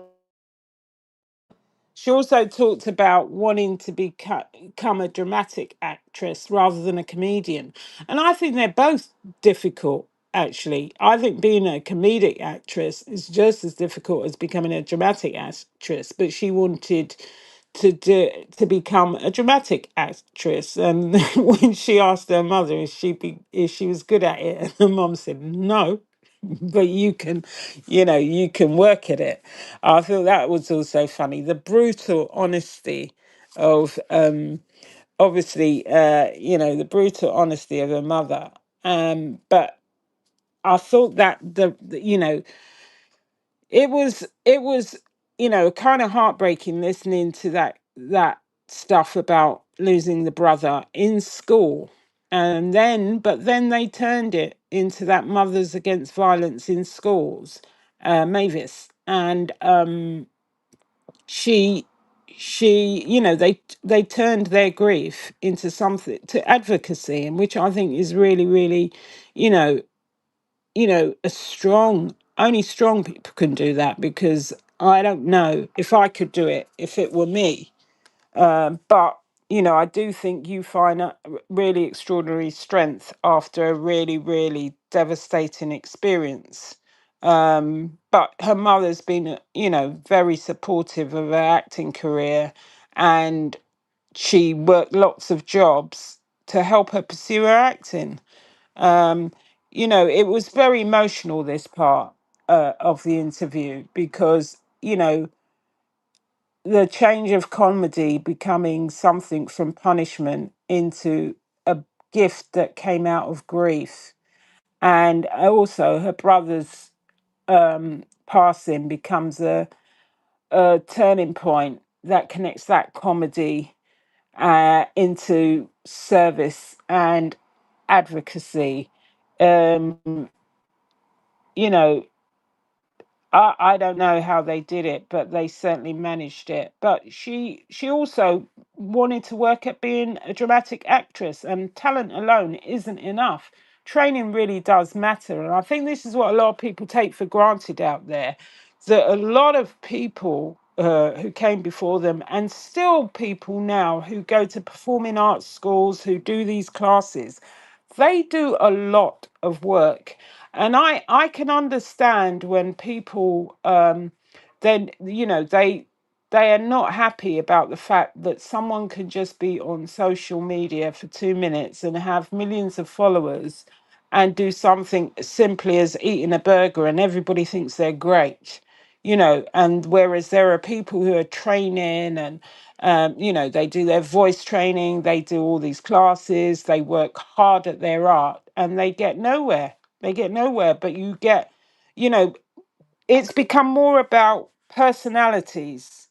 Yeah, it's become more about personality than talent uh, these days. And I do understand why people do, they do feel downhearted, doing all their training, going to all their classes, you know, trying to perfect their art. And then, you get someone on social media who vomits or does something stupid or eats 10 hot dogs. And then they say, wow, that's so great. It's weird to me. But both can exist in the same platform, but I think they give more credit nowadays to people with a following than people with a talent. And I think that's what's the shame because it Yeah, stopped people working at their art. I absolutely agree. I think that's totally true. Like we see that happening more times than not.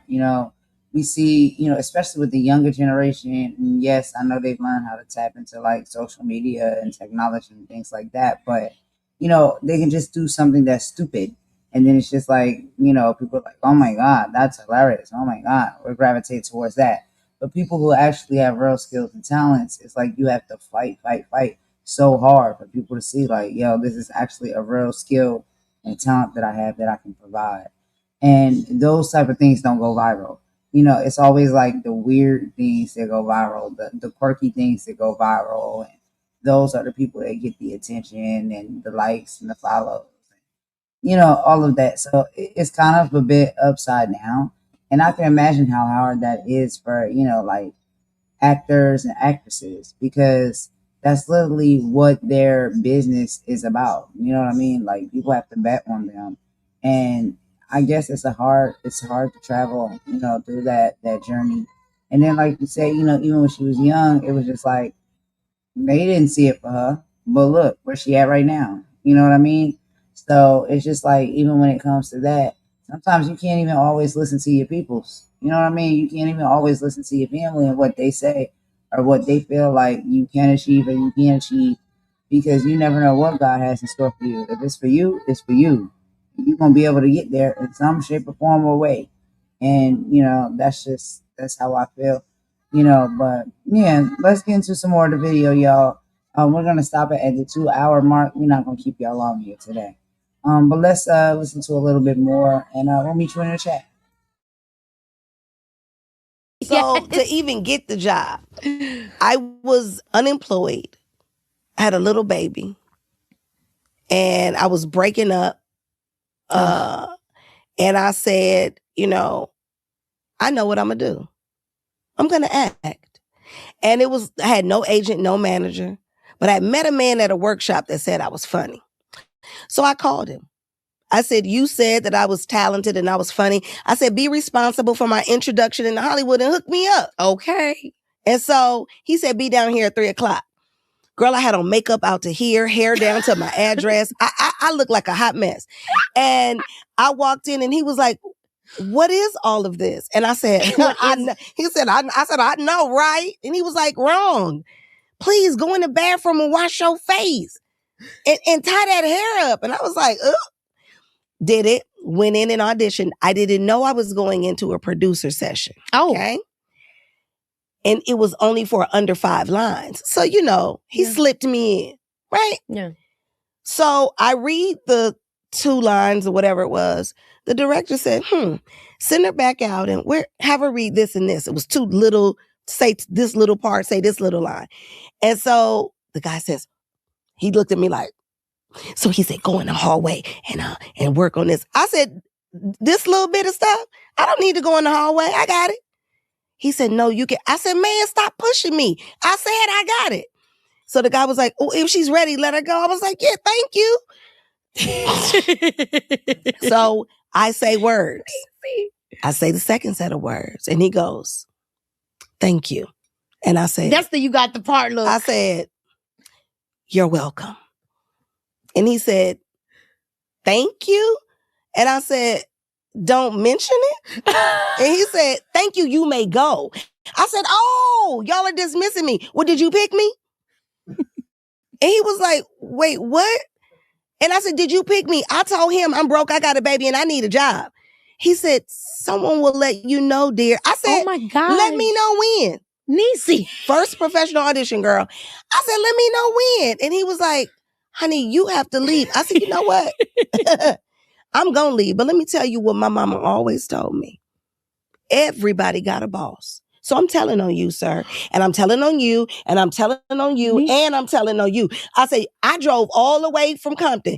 You going to have me drive all the way out here. And y'all not going to tell me if I book shame on all y'all. Because I didn't know the process. See why you got to go to school and study, kids? Okay. So I had never had the professional audition. So right before I walked out, he calls the casting director over, who is bright red. Oh my gosh. And he leans down and says, where did you find her? She's adorable. Yeah, it was Keke, cute. I don't stop. I said, don't try to get on my good side now. Y'all done already. It was a mess. So they ended up calling me for the movie anyway, in spite of that.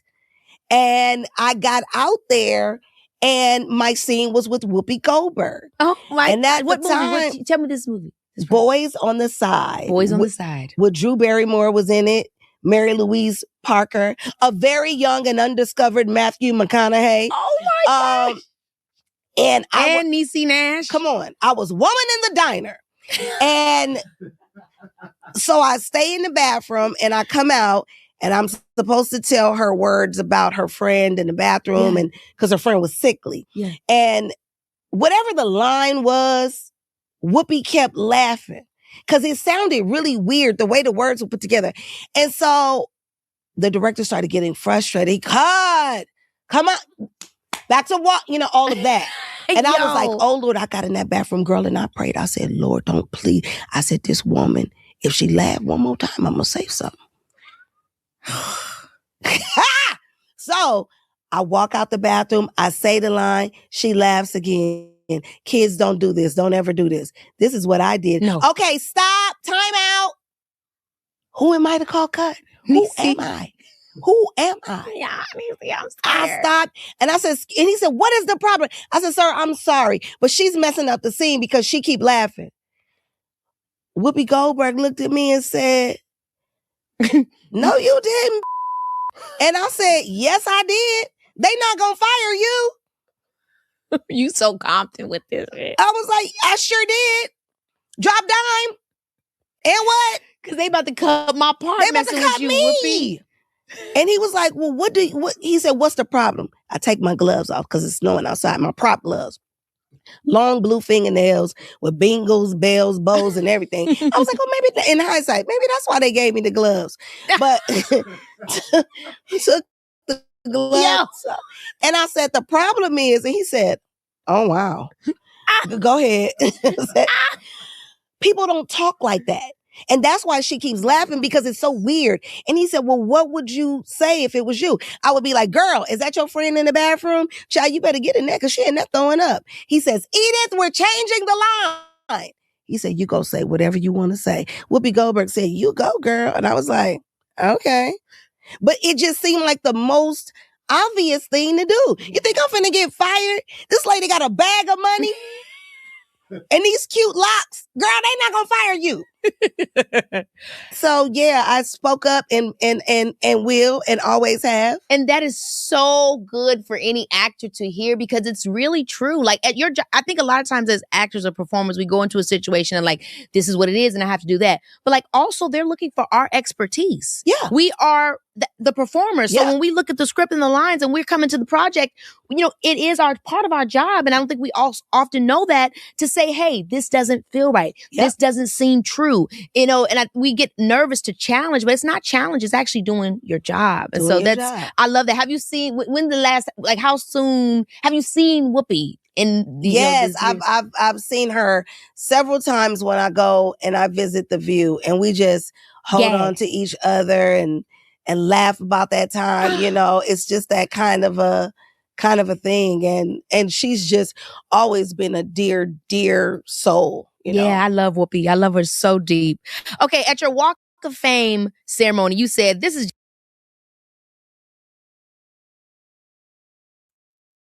All right, y'all. So we're going to pause it right there for a quick little commentary break. But that whole conversation and situation was so hilarious because it couldn't be further from the truth. You know what I mean? Like, there are a lot of, big personalities out there. And I just feel like a lot of people have had those type of experiences as well, whether they're working in Hollywood or trying to be an actor or actress or just on a regular workplace. It's like you're very outspoken, you know what I mean? And you just literally say what's on your mind. And you never know. A lot of times society will make it seem like if you do that, you're going to lose the opportunity. A lot of times, sometimes when you do that, you could. But a lot of times when you do that, you actually get the opportunity more because it's raw, it's real. And that's what a lot of people like. They do like raw and real. They don't like to be honest about it all the way. But honestly, that's the best ingredient is raw and real. Not like just reading from a script and putting on a character for people or showing up to be what you think people want you to be. Just being yourself. You know what I mean? And it can benefit you even when you're in, the workplace or trying to get a role or something like that. But what do you think about that, Imani? Well, this was really interesting because this was another thing that, um, uh, sorry, that we talked about. I think in another interview where she was originally told to tone down her appearance for the audition. And I was telling you that someone who was an acting coach, one of the best pieces of advice gave to my son is never let them typecast you because of how you appear. And he said, so you need to, if you've got, even said if you've got tattoos, cover up your tats. He said wear a white t-shirt and jeans so that they cannot pigeonhole you. He said make sure you don't have particular style of hair so that they think, that represents hood, that represents, hustler. He said, just be a blank canvas so that if you go for a Shakespeare part, they can't say this man cannot be doing that part. So she was told to tone down her appearance because she was overdressed and she had to come back for the audition. The other thing I think was good was she's talking about taking up space before you feel entitled to take up that space. And so her lack of knowledge, industry knowledge, could have made her timid. It could have made, but instead it made her react from her instincts and her confidence. So the Whoopi story is an important story because it's about knowing when to challenge things that don't work, knowing when to tell people, because she was reacting from her own instinct. She wasn't doing all minding her P's and Q's. She was just being herself, her authentic self when she said that. And that created a respect for her from Whoopi, because she knew the dialogue in that scene did not work for her and it wasn't natural. And that's why, whilst Whoopi was laughing, she just had to tell them, no, this is not working. It's not how what we would say or what we would do. And then they asked her what was a more natural line. So I thought that was very, very key. Two things. One, about how you can dress, because the way you appear can give people an impression of what you are and what your talents are, and give them a blank canvas so they cannot make assumptions about you, which was why, the whole being overdressed when she turned up for the audition. I thought this was really, really a good, had some good tips, even for young people who don't want to be typecast, who don't want to be put in the same role, as the C-rack head from the projects or the estate or the council estate, as we call them, but you want people to say that you can take anything on. And then the other thing about challenging things that you don't think work, but doesn't always work. It depends on who you're with. And she was with a very established, confident star who didn't feel threatened by her appearance. So that is why Whoopi respected her, because she was an established actress.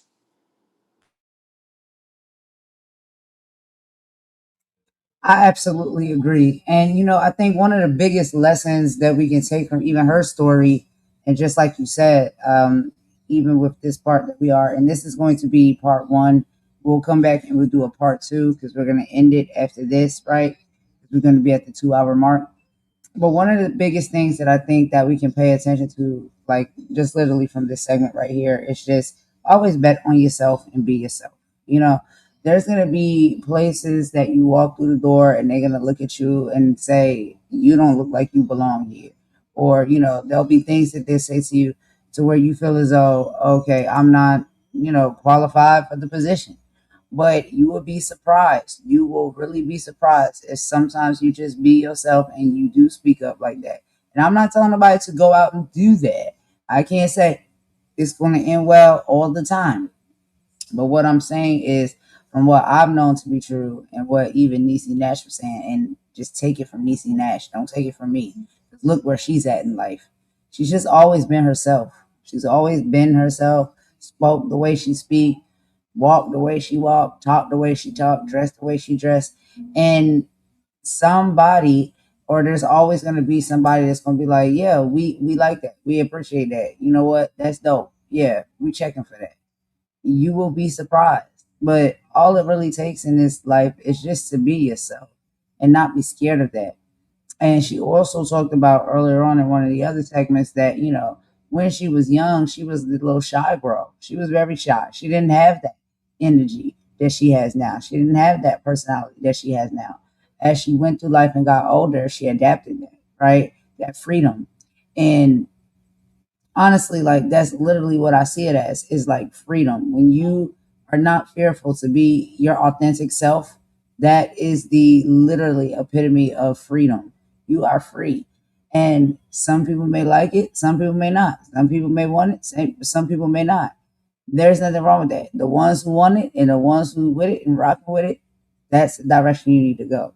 The ones that don't, then that's probably not some place you need to be anyway, because they don't fully respect you and see you for who you are and what it is you bring to the table. So that was one of the things that I thought stood out to me. And, NIECY Nash is someone who has like a very big personality. She's hilarious. She's uber talented. She's beautiful. She's all of the things, but she's always herself, her genuine self. And I've seen her in many different roles and on many different shows. And there's always NIECY is up in there. NIECY is up in every role that she plays. There's a show that's really good for the, horror buffs out there, because I'm one of them. It's called Grotesquerie. And I believe I think it's on Hulu.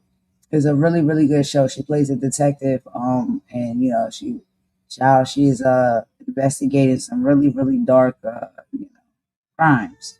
But every role that I've ever seen NIECY Nash play, she nails it. But I always see NIECY. I never not see NIECY in any role that she plays.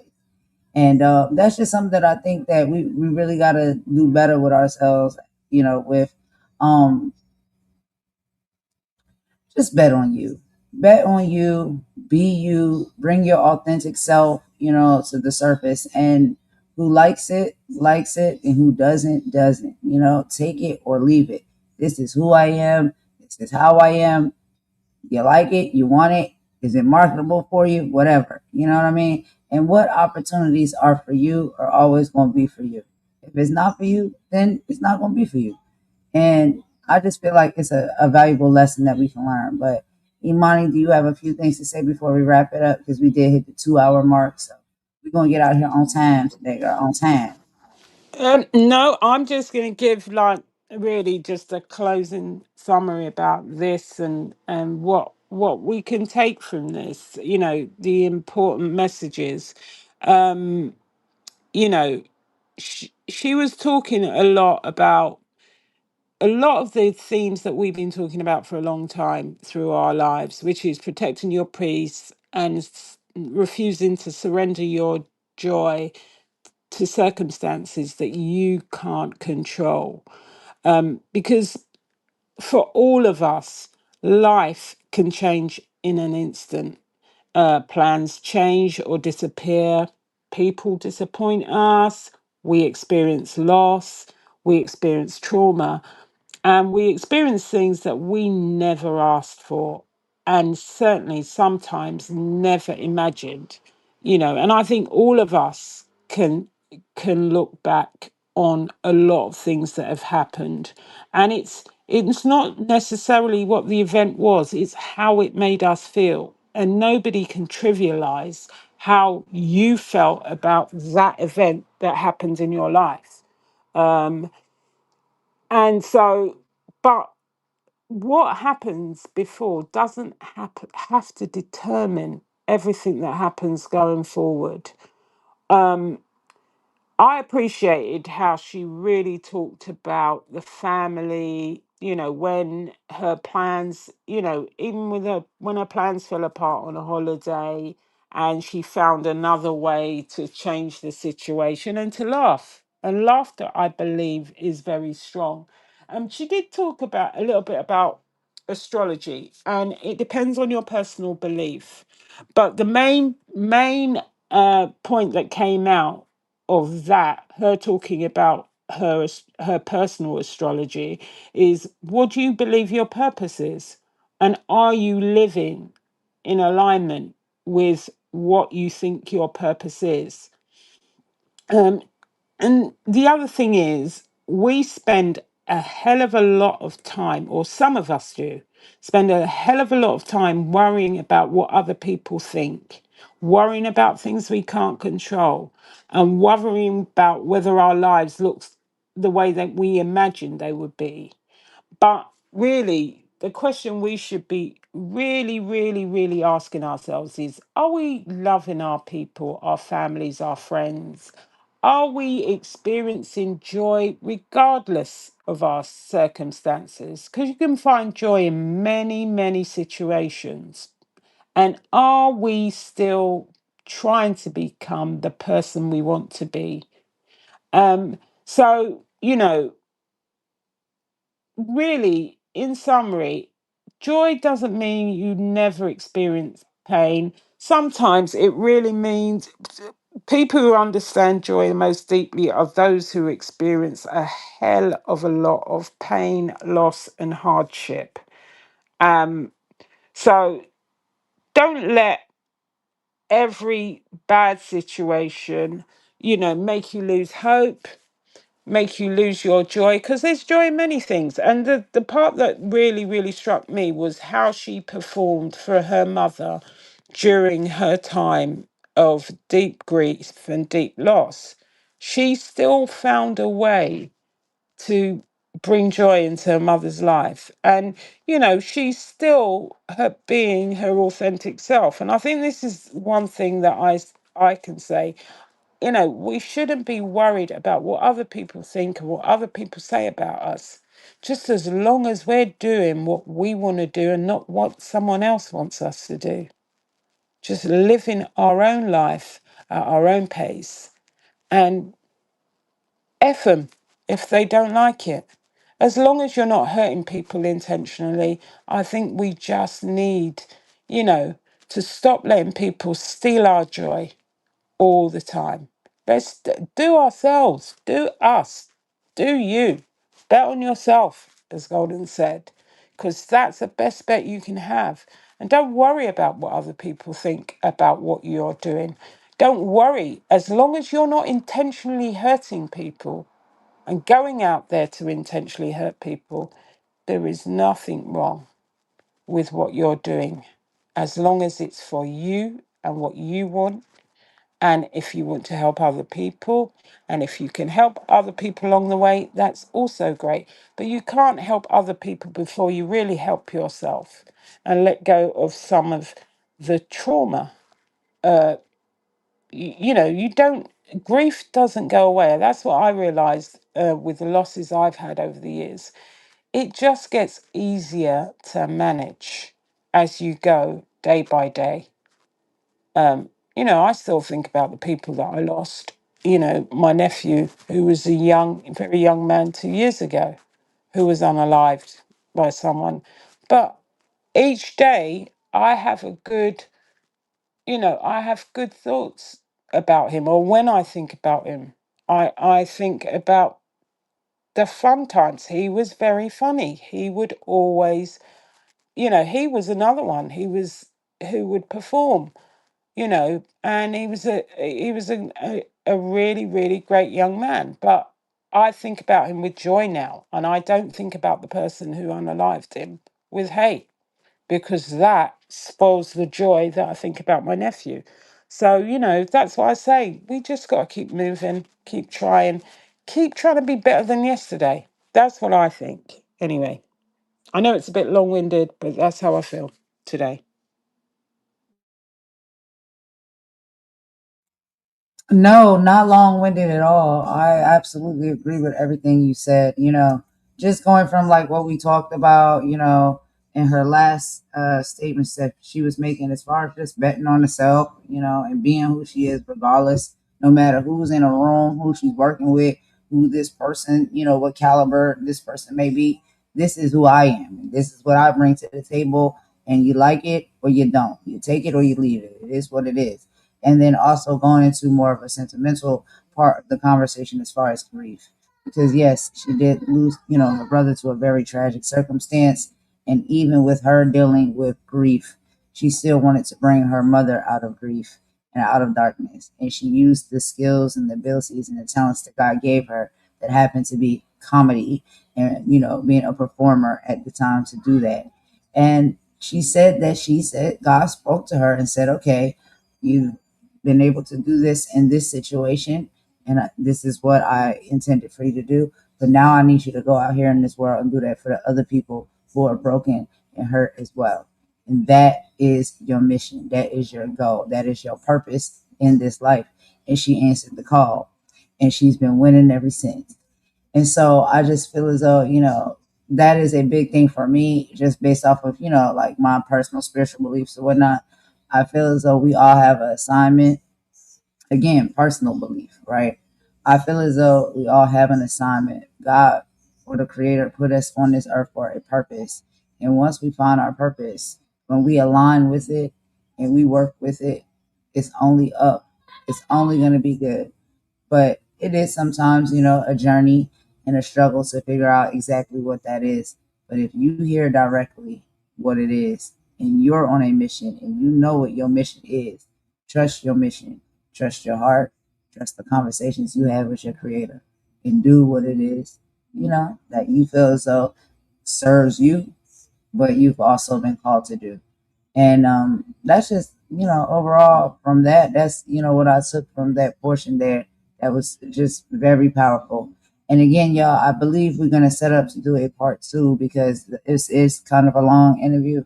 So we're going to do half. We don't want to keep you past 2 hours today. So the second half, we'll come back and we'll do a part two. And I want to listen to the rest of this interview with y'all. And I just want to know what y'all think. So for everybody who joined and were, commentating in the chat, Thank you so much. We was able to converse with you. If you watched it on the replay, feel free to leave a comment. Let me know what y'all think about this conversation in this live. And what do you take from it? Is there anything that you heard here today that maybe you can resonate with, or something that maybe you heard that might say, maybe I need to do things a little different. Maybe I'll try that. Whatever it may be, y'all let us know. You know what I mean? But that's like literally all I have on this, y'all. I do have a closing message that I will share. Did you have any things that you wanted to share, Imani, before you go? Because I know it's later there for you than it is for me. No, I just wanted to say to the person who asked if this is the Shaniqua sector, it's not the Shaniqua sector, but it certainly isn't the arsehole sector. So I think you need to exit stage left. Yeah, arseholes are not allowed in here. Okay. Oh, that's what I said. From now on, if anybody wants to act up, and cut up and they get banned, then I'm just gonna start exposing the fact that you have been banned and removed. So that's that person, child, right there that made that comment. I ignored the comment, but it was very highly I think disrespectful. it's hilarious though, Golden. They think that a comment like that is going to make us hurt. Oh, saying Shaniqua. Shaniqua. Mm. Yeah. Listen to that. Like, imagine Are you you MAGA? Make America graduate again. Is that what you are? Idiots. be sure. But this is what I'm saying. Like, you think, is that something that you're supposed to be like, oh, that's okay that people say things like that to you? That's okay that they come in your chat. They're not talking about any of the content or conversation that's happening, but they make a comment like that. What you supposed to do? What you supposed to think? You supposed to take that on the shoulder and just be like, I ain't even say Doesn't nothing bother about it. me. It just doesn't bother me. It just shows the transparency of what they actually think will hurt us. Saying, Mm. is this the Shaniqua section? Oh, that's so funny. Oh, that's so funny. But before, Oh, there was one thing I wanted to say before you do your closing message. no, no. Look, Before, I've put up wait. the payment Hold details. Golden, on. Golden, hold on, I've put up the payment details. If you Where? can contribute something, Oh, it does yeah. cost for the StreamYard, it does cost to put these shows together. Please, please, please, if you can, any donations will do, in my Jag voice. And, Oh, if you can't, a like, share, and a subscribe will also do. We understand everybody is going through hard times. Or I was going right. to say to Golden, like the pastor says, lock the doors and pass the plate. No, no. I cannot. No, no, no. No one's captured here. But if you can leave a love offering, that's nice. You know what I mean? We can appreciate it. We can use it. It does definitely help. You know what I mean? But if you can't, it's okay. Everybody, like she said, has stuff going on. So it's very understandable. But if you like the content, if you like the platform, if you like what we do and what we talk about here, you know, whatever. If you want to leave a love offering, that's from your heart. You know what I mean? But yeah. But no, what I was gonna say about Shaniqua, I thought that was very offensive because quite honestly, when I was in high school, I had a best friend and she was a black girl and her name was Shaniqua. And so it's just like that type of stuff is very distasteful for me. You're gonna be out automatically. Like don't come around saying stuff like that. And then when you do, and you do get banned, then now I'm gonna publicize it. I'm gonna put it on the screen. I'm gonna let everybody know who you are, what your screen name is, and that you've been banned and removed from this channel for poor behavior and distaste. And so that's it. I'm just not playing those games anymore. The thing is, I wouldn't even give him a name that it would be typically anything. The only name that I can give you is asshole or asshole, as they say in the state. That's all you are. There's no name that you befits you that anybody else I know could have, apart from you're an arsehole. And saying Shaniqua does not offend me. You're just an idiot if you think it's offensive to use that as an insult. You're an idiot. Right. I think it says more Buffoon. about your character. Yeah. He's Your just, that character. person is just a buffoon. So, but please feel free to send, your brothers and sisters, or maybe it's your uncle and your auntie who are your brothers and sisters. Who knows? Isn't that But that's why, funny? like, when these people come and they want to troll and they want to be disgusting and leave disgusting type of comments, I'm gonna put it on the screen so that way people can see. Am I making it up when I say that these people are using certain, energies and rhetorics that seem to be quite No, questionable? I'm not. You know what? I'm not buying into that rhetoric. I'm just saying, it's probably somebody whose brother is his father or something. You know what I mean? Oh my And his God, I auntie can't. is his grandmother. Who knows? And Mommy, probably got five digits on no, one hand. Who cares? girl, Don't care about people like that. They're not girl, important. I I'm cannot. sorry. I'm I sorry. can't. I'm sorry, but that's all I've got to say about people like that. You know, Oh, who cares? You can say whatever you want. Come in here and say things like Shaniqua, Taniqua, whatever. We it's don't pitiful. care. Don't It's really pitiful. care. They're probably chewing hay and playing banjos and deliverance Stop, my. music. Please, seriously. And what do you guys call them? You call them overalls. We call them dungarees. Playing a banjo, chewing hay, and spitting, chewing bacca. Is it bacca or bacco? I don't know. Baka. I don't know. Chewing tobacco. Chewing tobacco. Yeah, or cooking up some rugs in their kitchen. Who knows, mate? Oh, Probably got about three. We don't care about people like that. They're not important. Yeah, go play right. your banjo. Like, please step on. I think you got some better Yeah, things that you need, do. Like, yeah, please step on. yeah, yeah, Mm, yeah. It probably comes from a place where people still say coloured. You mm, know what I mean? It doesn't matter. It's not important. It's not going to stop us from doing the content that we do. But you can listen from the bushes at the to the Black history and stuff, because you may learn some stuff about how people have progressed. Now they even sit on together on buses. Isn't that amazing? Anyway, let's get on, because we have lovely people in our chat who the- don't care about this, and they are from all different parts of the world and all nations, all colors, all sizes. This is the Rainbow Channel. Okay?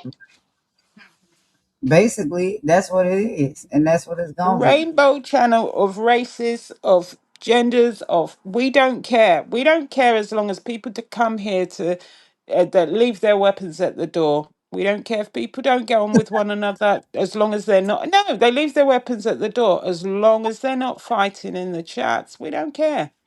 You know, Right. you Because leave there's your no need to, banjo at the door next time when you come. Yeah. because there's no, the banjos. I cannot. Oh my God. Girl, let me go ahead and get us up out of here. So, y'all, this is my final message or whatnot that I wanted to leave with y'all before we exit, okay? And yes, Chat GPT. It's a tool and I'm gonna use it. Anyway, if there is one thing NIECY's journey and this current shift on YouTube proves, is that you do not have to shrink yourself to fit into spaces that have outgrown you. Whether you're navigating the digital noise online, making moves in your career, or reevaluating your personal relationships in real life, stop waiting for permission to claim your joy. Stop calling yourself an aspiring version of who you want to be. Speak it until you see it. Stand up for yourself in every room that you walk into and protect your inner circle. People are tired of the noise because deep down, we're built for purpose. When you decide to shift, when you decide to custom love yourself and the people around you, you give everyone else permission to do the same. So walk out of here this evening knowing who you are, keeping your peace intact, and don't let anyone step on your crown. And that's my final message for the live. Do you have a few things to say, Imani, before we end it with a boppity bop bop bop? No, I have nothing more to say apart from we are too blessed to be stressed. Have a great rest of the week, people. If we don't see you, if we do see you on the next live, and I've loved being with you here with you again, and I'll see you next time. All right, girl. Have a good evening. Speak with you soon. For everyone who came in, we really appreciate your support. Thank you for spending time with us, taking time out of your day to come and kick it with us. It means a lot. If you were just laying back in the cut and listening, we appreciate that too.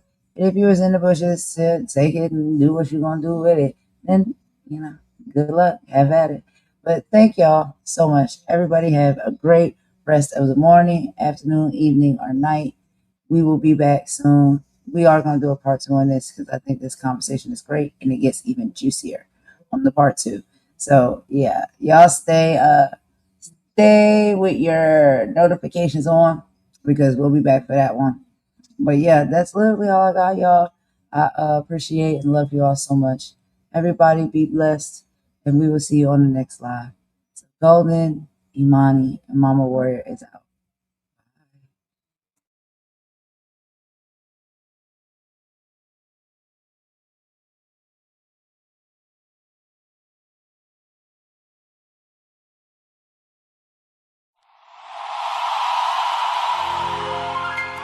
Before the crown and for the praise, before they learn to speak our names, there was a woman standing strong, holding hope and moving on. They tried to tell her what she couldn't be, but she looked inside and chose to believe.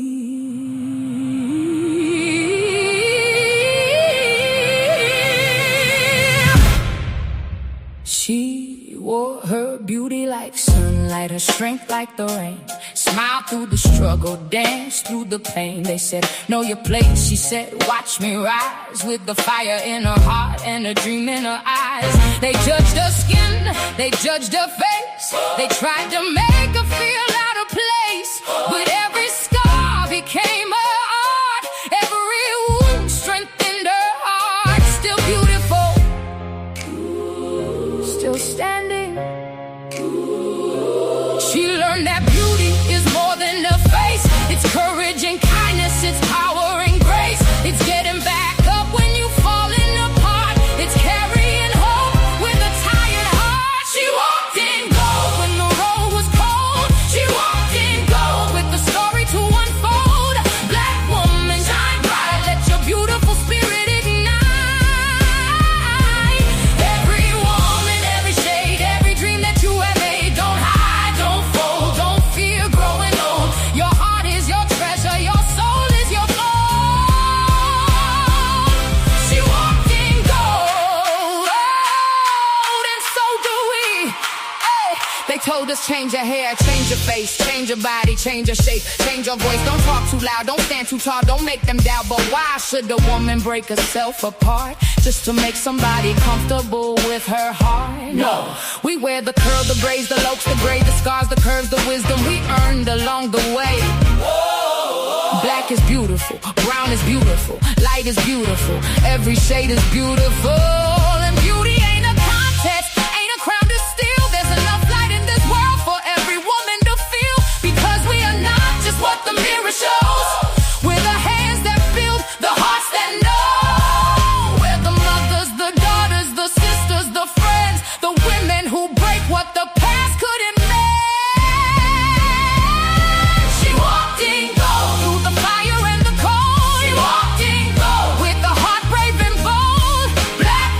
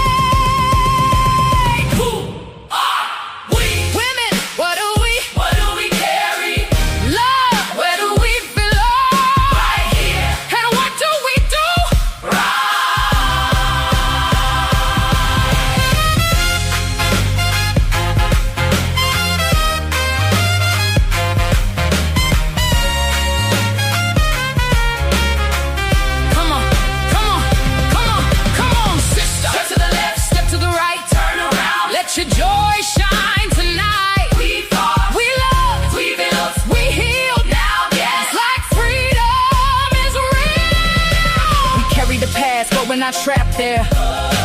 We honor the struggle, but we're building with care. For every woman who came before, we open another door. For every little girl looking into the mirror, may tomorrow make her dreams clearer. May she love her skin, her voice, her name. May she know she doesn't need to change. She walked in gold. Through the tears, through the years, she walked in gold. Through the battles, through the fears, black woman stand proud. Every woman stand tall. There is room for every one of us to shine through the earth. No more hiding, no more shame, no more shrinking to fit their frame. We are history, we are tomorrow. We turn our pain into something we can borrow. Walked in gold. She still walks in gold. She walked in gold. And now we walk together.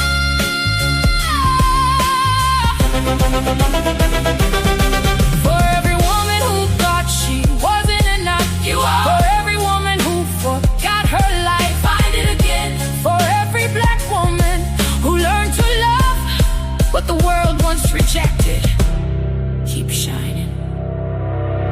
For every woman, every shade, every age, every story, your life is worth celebrating.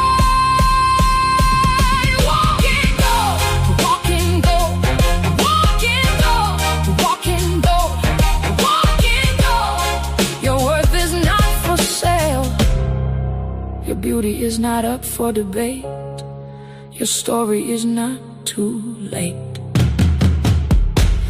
You were born with the gold.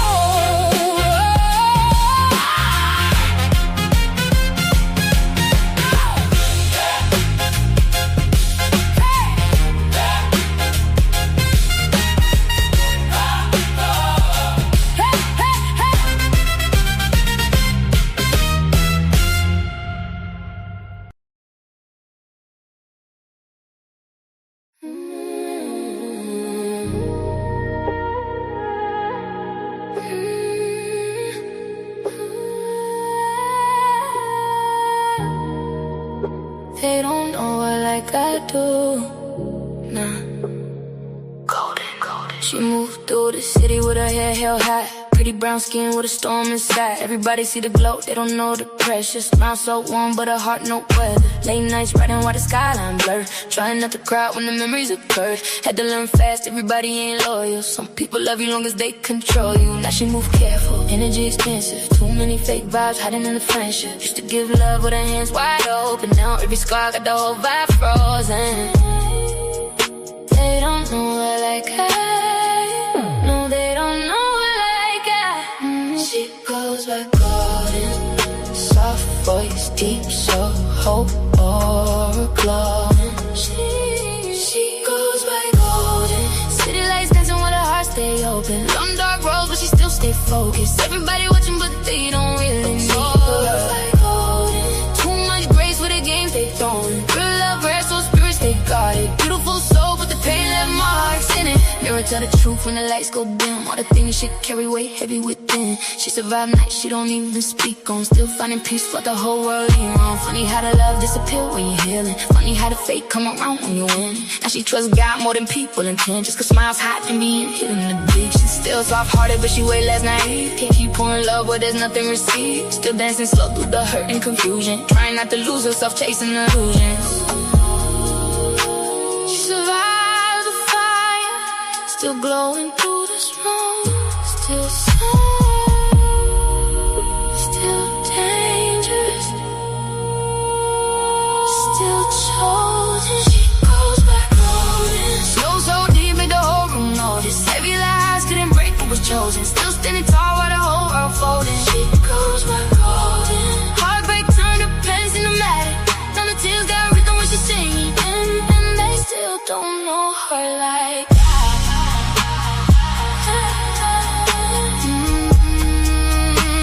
They still don't know her like that.